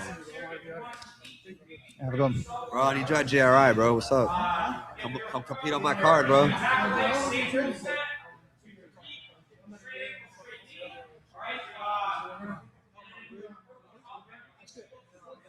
Gotta love it. After he comes here and kicks everybody's ass. Yeah, Mike Wacker takes over the competition and then says, come compete tomorrow. Hey, guys, look, I know I kicked all your asses, but please show up again tomorrow. Come show up to Black Hole and come compete and you know under my card. Knowing our competitors here that we have at HCS, he's going to get some. Hey, listen, He's throwing in the plug in there. I'm going to throw it in there too. JRI registrations are open. There you go. Feel free to, if you've never competed on my card before, never met, J-Rome's Invitational. And we will now move over into our pro events of the evening. We have Jenna Sylvester back in the circle, this time against Kylie Diagostino. So guys, real quick, let's give a shout out to some of the people that are here. Home Cooked Goods. And we're underway. Supplying food, Rush Bowls. Kylie sponsoring aggressive. some of these matches. Right out of bounds. Right out of bounds. Yeah, great event here. And they are these ladies are ready to go. Yeah, I'm pretty Jenna sure. looks Oh. throw. Kylie steps through. Nice takedown there for Kylie as she lands inside. And I know Jenna's pretty fired up because she just had her match. And she was Didn't looking go the very way- good until she got subbed there as well. Yeah, exactly. So she's definitely looking to get a revenge here, but Kylie is ready to interact. I don't think I've ever seen Kylie compete before. She's coming out aggressive. Yeah, she's aggressive.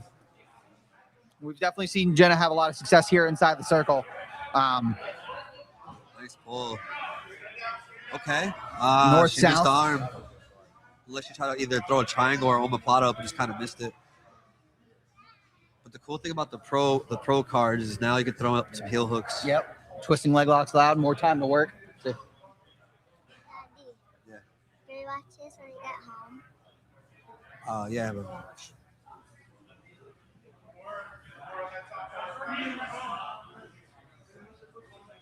we got Jenna in turtle position. Just waiting for her opportunity to make something happen.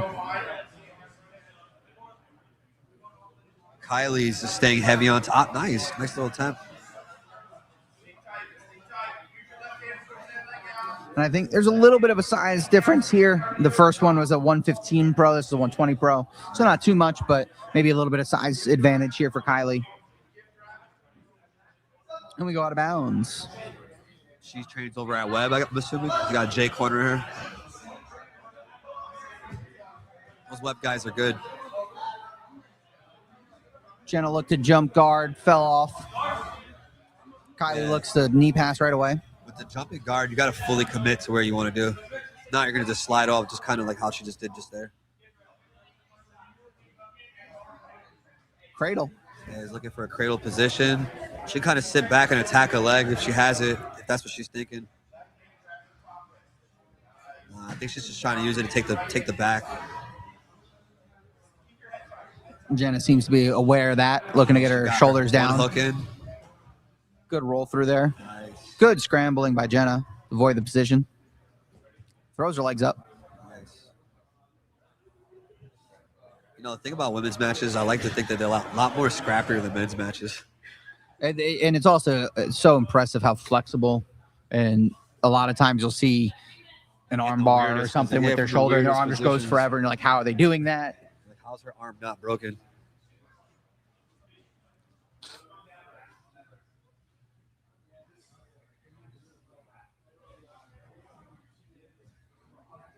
It's like Kylie's taking her time here so she can set something up. For those of you watching us at home live on YouTube, make sure you subscribe to our channel. $10 a month gets you access to all of our events.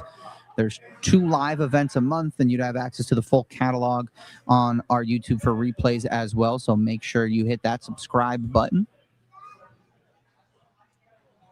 Helps us do more events like this. The boss is calling you real quick.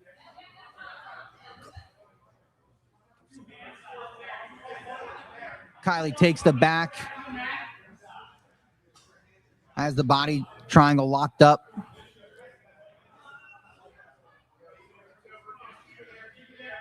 Looking to flatten her out. And there's the tap. Jenna held on as long as she could, but Kylie Diagostino drops the hammer, winner by submission. And Jenna held on maybe just a little bit too long. Can you say Kylie won? Kylie won. Yeah, there it is. She's our new commentator right now.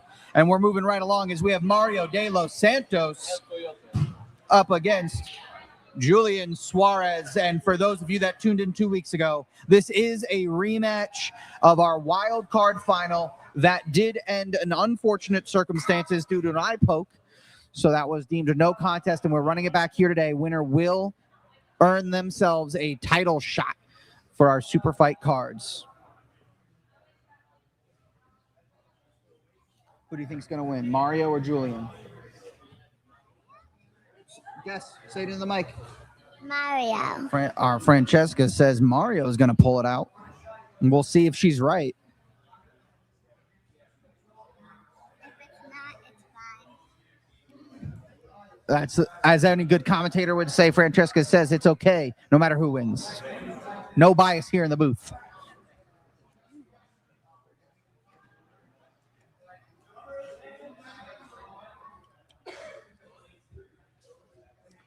Front head position here from Julian. Julian in the white and red, Mario in the all black. Up to our feet. Mario doing a good job maintaining his balance. Push out from Julian. Front head. Good scramble here for this 165-pound final.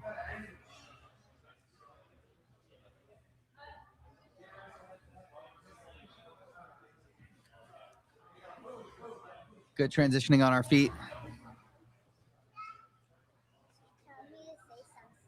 I did. I mean, that's how you start. Huh? Thank you. Frankie. Yo, listen, it's the production, bro. Gotta make sure we're good. She picked Mario. Tough. I made her give a prediction. Oh, my student's up next. Nice shot from Mario as we go out of bounds. And I've never seen any of these guys before compete. So it's cool to they see. competed on our card 2 weeks ago in the 165-pound final. It ended in overtime, no contest due to an eye poke. Mario couldn't continue. So we're running back that final here. It was a very, very, very scrappy final. No love lost between two. The winner of this will get the challenge for a super fight belt. The 165 pro? 165 wild card final. So that's my weight class. All right, so I'm paying attention to this one too. Yeah, I believe they're purple belts. So yeah, this would qualify. They're going to challenge for the winner of this will get the opportunity to fight for the first 165-pound belt. Huh. If you're interested, you can call one of them out. Try to get on that. Call both of them out. What's up? There you go. And then this also would help potentially qualify for if we do a 165-pound Grand Prix. This goes on that resume as well. Gets you an opportunity. If you win the wild cards, it automatically qualifies you for one of the spots in the Grand Prix. Yeah. Listen, anyone watching, they know who I am. They know I'm always ready to scrap. Anywhere from 165 to 175, J. Rome's is down. Good scramble here on the feet. They're scrapping here. And Mario looks a little bit more engaged in their matchup a couple weeks ago. Looks like he made some adjustments. The opening period last time. Excuse me. Julian just kept pushing forward. Was relentless coming forward. Mario's definitely giving more back to him this time. Yeah, that's the beauty of, especially in New Jersey, right? New Jersey, New York. Sometimes you can go against the same person 2 or 3 times. And depending how it ended, you can either learn from it, make sure it don't happen again, or you just getting your ass whipped the second time. And Mario's very confident in himself. Definitely the type of guy, if you come up to him, he's going to tell you he's going to win. He loves to compete, so we love to see that. And for anyone watching at home and listening here, if you're an HCS competitor or wannabe and you have beef with anybody, if you have a rivalry or someone you're better than, call them out in the DMs, call them out in the comments, let us know. We love to put those types of matchups on. We love when it gets scrappy. I don't have beef. I have beef for anybody who's not me. Anyone 165 or 175. I got beef with you. Jake Suddeth, got beef with you. Not that I'm going to compete as well, but I have beef with Billy Liamero because he was supposed to be here today. So yeah, what happened? Billy was supposed to be here. Billy was supposed to compete. Scared of me out commentating him. I thought he had his whole cheerleading squad coming. He usually does. Yeah. So, Billy, I know you're watching at home. I'm mad at you. Ali, move around.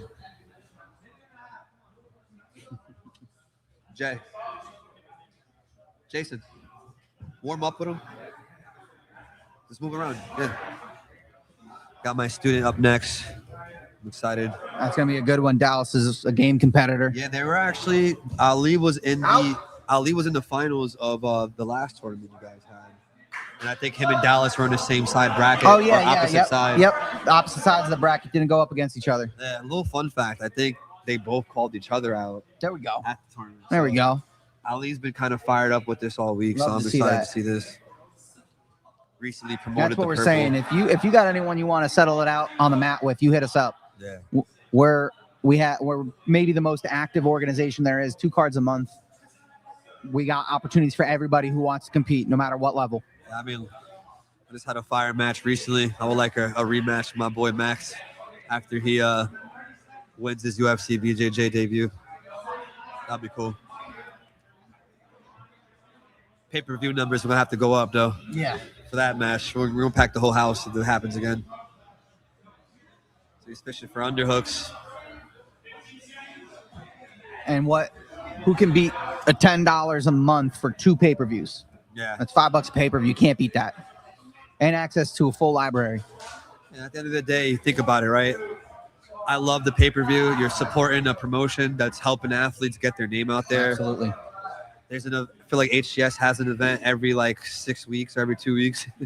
Twice a month now. Exactly. Like you're doing a lot for the Wrestling community. season, we slow down a little bit because we got some other obligations. But outside of wrestling season, we're going twice a month. Exactly. And honestly, as an athlete, I love that because it just helps me in the long run get my name out there, get my students' name out there, friends Absolutely. out there. Mario took the back here to start overtime. Let's go. See the lanky guys. It's very dangerous from this backpack position. And he's looking tight looks around like the he's face got here. it. Looks like he's got it. If he just hips in and twists. And he's using his forearm there, digging in. Julian doing a good job. Looking to get his classic jack dude versus skinny dude. Oh, he's Julian still kind fishing of it. pulled himself back into that position a little bit there, Yeah, reaching he was around. almost out. Mario's in a good spot now. Yeah, if Mario could just create space between his chin and the back of his head, he could fit that rear naked choke like he tried, but Mario, it's also a little high. Right here, he needs to stay on this side. If you can create space between the back of the head and his chin. And that is a ride out for Mario de los Santos. Sets himself up here going into EBI 2. An escape would win it for Mario. Julian needs the ride out to extend this, and obviously sub always wins.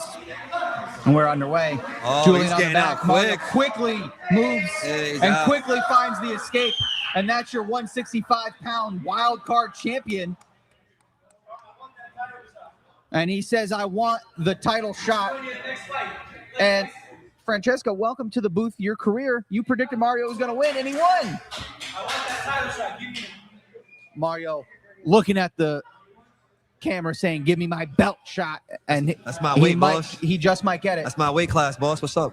Oh, hold on. Let me cut. And John's going to have to hop out of the booth here as his student is up.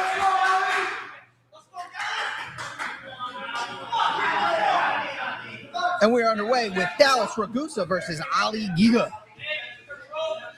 Your team Ali? Yeah. Francesco biased this time. Team Ali in the booth. Dallas in the black and white. Ali in the all black Riverdale. And we are scrapping right away. Ali dives for the leg. And twisting leg locks are allowed here.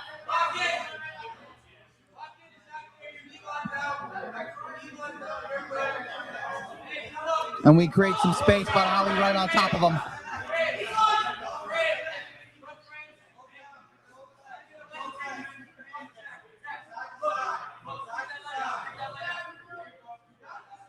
Mario.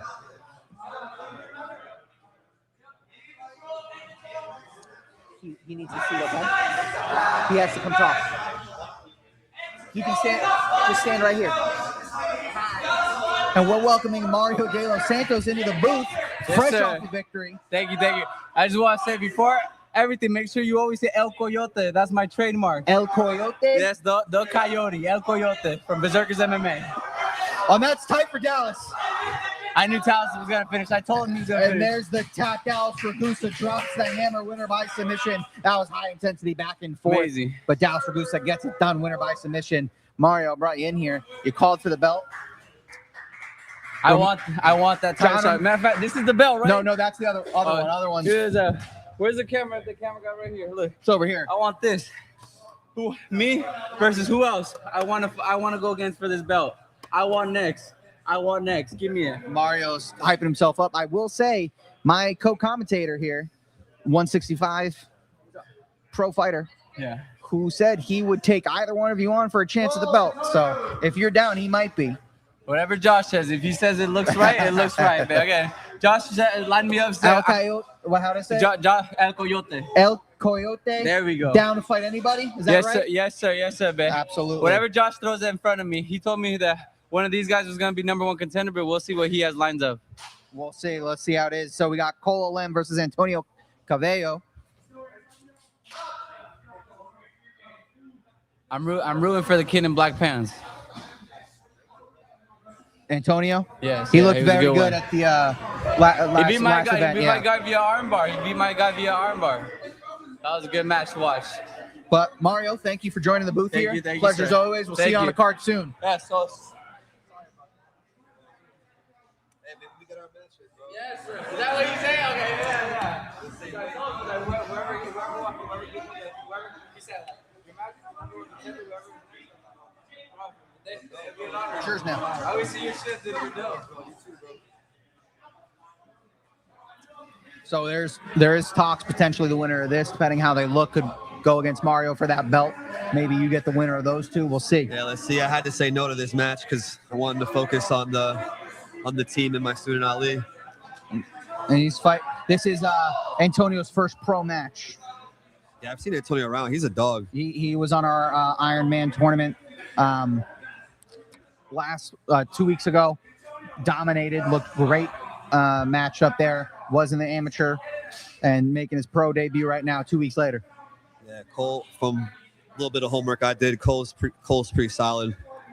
165, 170 pounder. I think he's a head coach also somewhere. It will be the debut of the 165-pound belt. We haven't had anyone win that one yet.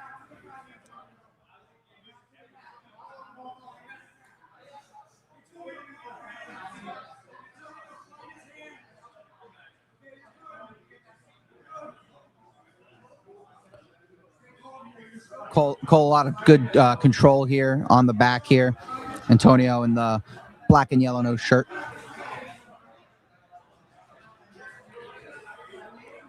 Antonio looking to swim over, pull him over. Cole getting a little high. Yeah, But good job, Marie Justin. yeah, Antonio's scrapping. It's not letting him get comfortable in any of those positions.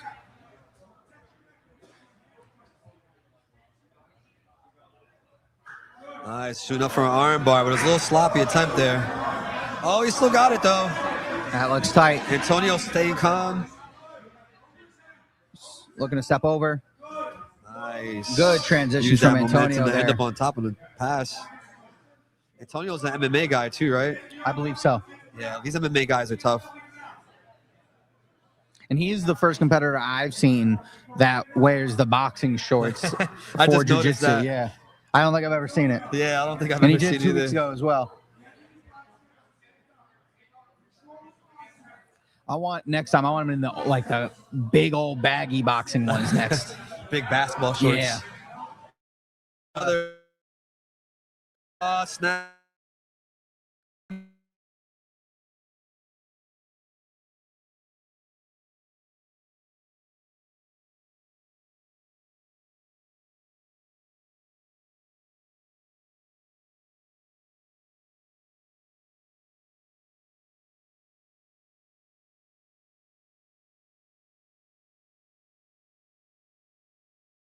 Up with some high-level competitors.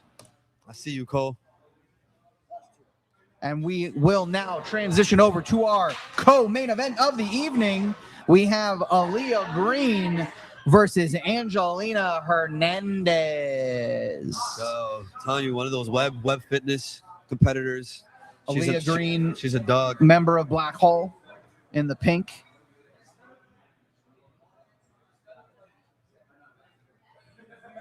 Angelina Hernandez.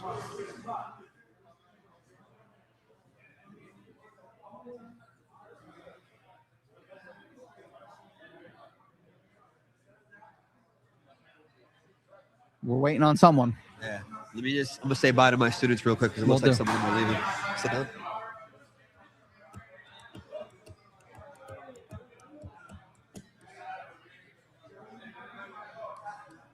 We are waiting for our competitors to enter here in the circle. So a reminder of upcoming events. We have fight night number 3, where Brandon Smith will have his title defense. Finding my notes, his title defense up against Jaden Duplessis, or Jaden Duplessis, depending how you pronounce it. I'm not sure. HCS 34 on May 30th, our second team qualifier. HCS 35 will be June 20th, and that is our 185-pound Grand Prix. For those of you at home, subscribe to the YouTube. You get access to 2 cards per month.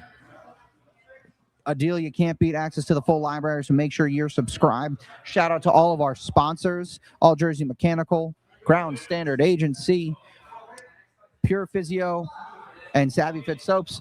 But we are now back to our action here, brought to you by J. Murray Athletics, as we have Ali Green in the pink and Angelina Hernandez in the black and blue. And we are scrapping right away. It's a 135-pound pro matchup.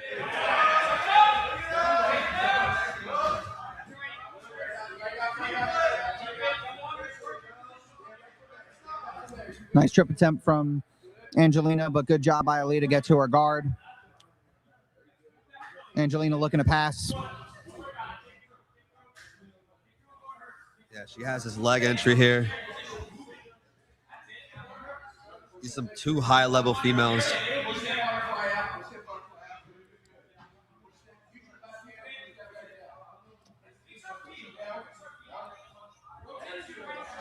Angelina looks like she might be trained with Joey Gaffin, who we saw earlier in the card, winner by armbar. Meaning I would have guessed they also trained with Amanda Mazza. Yeah, that one of the beasts of women's jiu-jitsu. Yeah, that whole gang is just elite, man. Elite coach. It all makes sense. Obviously, great training out of that Black Hole team we saw dominate today. Yeah. Mike Wacker as a coach definitely is not a problem. Angelina's looking to take the back.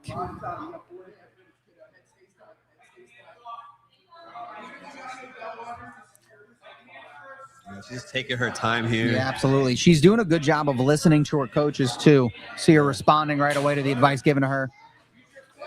She's looking to find that second hook. It's close. And there's the second hook. Now there's a choke. Yeah, she's good position. Body triangle. There it is. All she has to do is just creep those fingers up and then just shoot up the choke. And remember, folks, we are inbounds as long as one body part remains in. Oh, she has it. Aaliyah did a good job there, stepping over, trapping that leg there, forcing Angelina to readjust. Drag your head back to your other side. Good job of Angelina recovering to that back position. She's doing a good job doing a 2-on-1. And we're getting close, going out of bounds. Little by little, it's going to be But hard. we're still in. Yep. Still in, barely. And we go out of bounds. Wow. We did have a dominant position on the way out, so we will start in top turtle. No hooks, though. Right till the match is over. We are underway.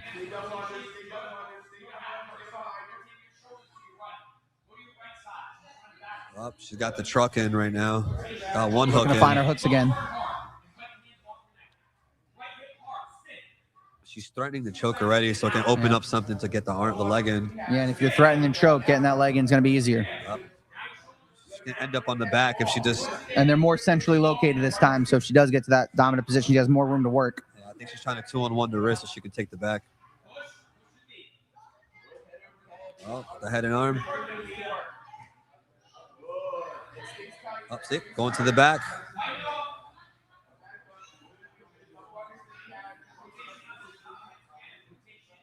Angelina's tough, though.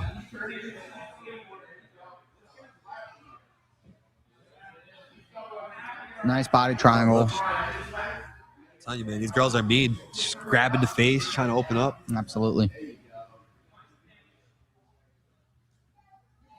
2-on-1 on the wrist. So we start threatening the chokes here. Up.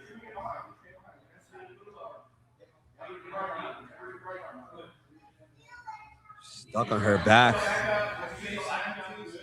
Oh.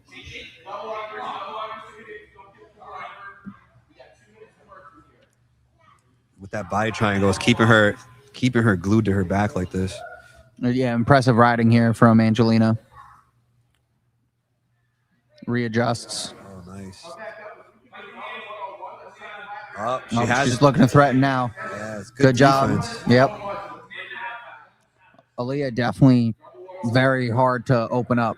There's a lot of time left, too.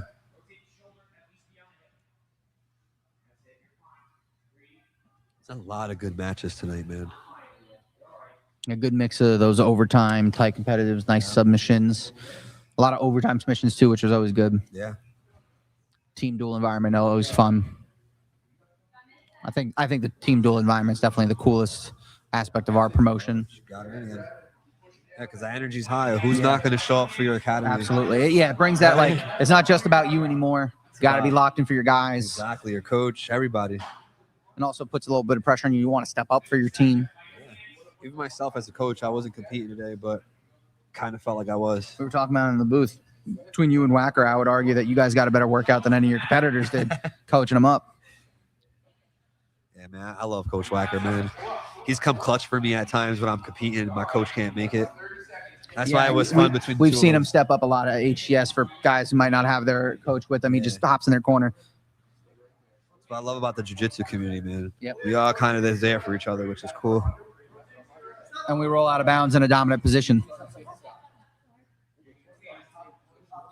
We're going to stop top turtle again, but only 20 seconds left.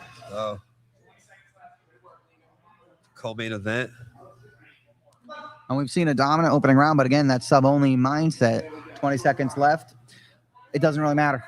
At the end of the day, Aaliyah is going to get an opportunity to start in a dominant position. We're going to see what that looks like now. Yep. And we know what we've seen, what Angelina looks like on the back. Aaliyah's been able to survive that for more than a minute. Maybe Angelina's going to have a hard time surviving Aaliyah, so we'll see. As we do go to overtime here.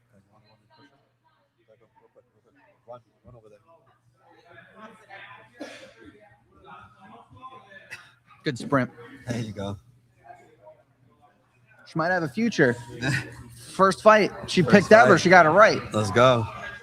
I'm going to start putting betting odds. I'm pretty excited.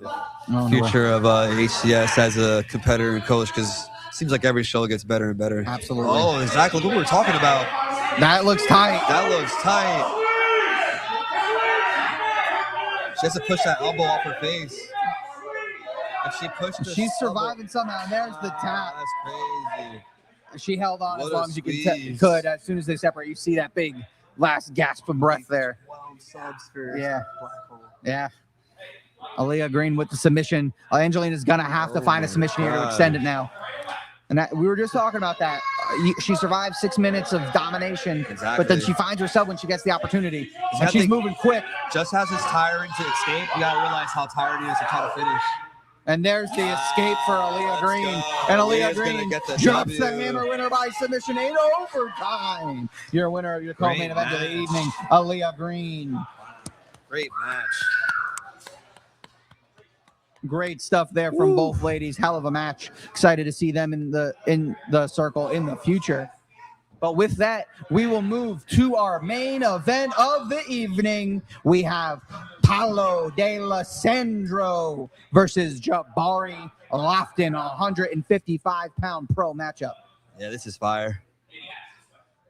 Yeah, I don't really know much about these two guys, so it's pretty cool Jabari to watch. Loftton is a very active HCS competitor, and he always brings it. He is intense the whole time, looking for subs the whole time. And I don't know much about Paulo. I believe he's newer to the circle here, but we've heard great things. Yeah. So excited to see it. He's got a nice inside De La Riva. I believe Paulo's out of Strive Jiu-Jitsu. Okay. There's some good guys over there to the gym. Jabari looks strong as hell. I'm not gonna lie to you. Oh. Got the butterfly hooks in. The winners of this might look to challenge for a belt as well. I believe Paulo would look at the 145 pounder if he won, and Jabari would look for a 55 pound if he won. So a lot on the line here for both competitors, our main event.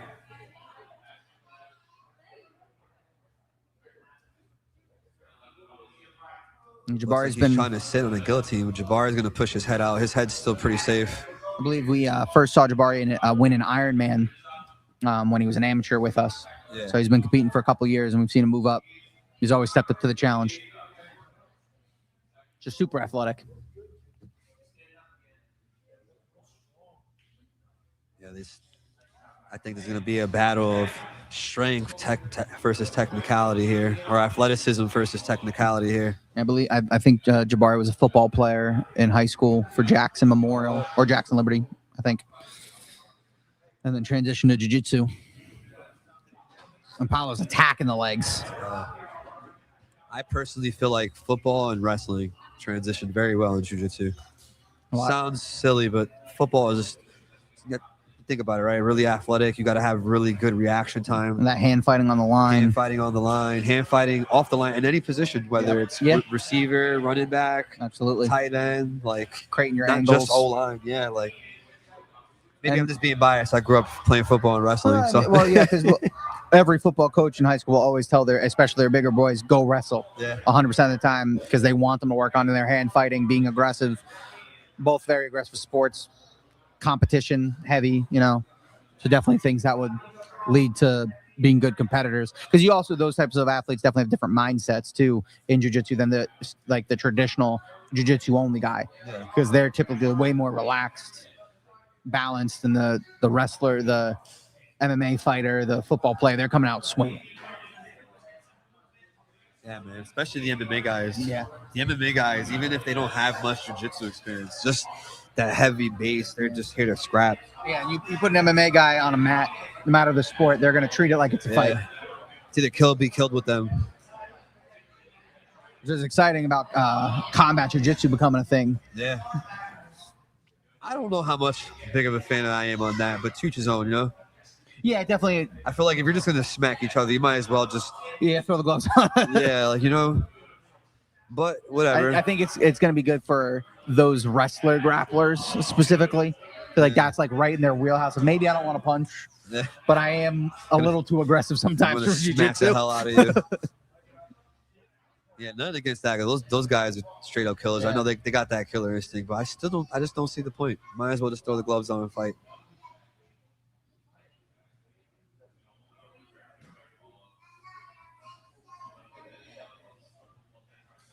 Shout out to my student Dave. He actually works here. He's been here since 7 this morning. Oh wow! Had 2 fire matches. Oh, coach is getting kicked. Coach took a foot to the face. Took it like a champ, though. Yeah, not even phased. It didn't even phase. You got slapped. Just scooted back real quick. Oh, got the buggy, but he doesn't have an arm in, so I'm curious. Oh, he does have an arm in. Now let's keep. Oh, he and got there's it. the tap. Paulo De La Sandro, winner by submission as he drops the hammer with the buggy choke. Impressive transition work there from Paulo. As he is your winner of the main event of the evening. I didn't think he had it because he was in not the best angle, but damn. Let's go. That was impressive work there. Good Paulo matches. said, does the strap me up, Selly, as he will look to challenge for a belt later on this year. But great scrap from both competitors. Great match, bro. As Paulo De La Sandro drops the hammer, winner by submission in your main event of the evening. And that'll do it for us here, folks. Thank you, as always, joining us. John Romero, thank you for commentating. Thank you for hosting us. Thank you. Big shouts to the UFC gym here in Riverdale. Zach Baker, the voice of HCS, as always, signing off tonight. We'll see you next time. Hold on. Let me get my call-outs real quick.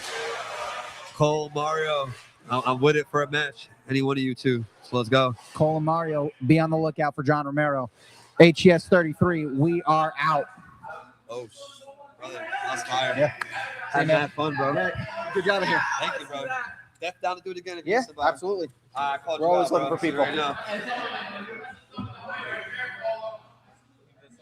Nope.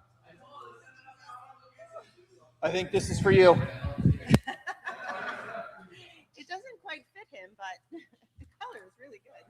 Brings out his eyes. It's freezing. I'm so cold. It wasn't as cold earlier. It was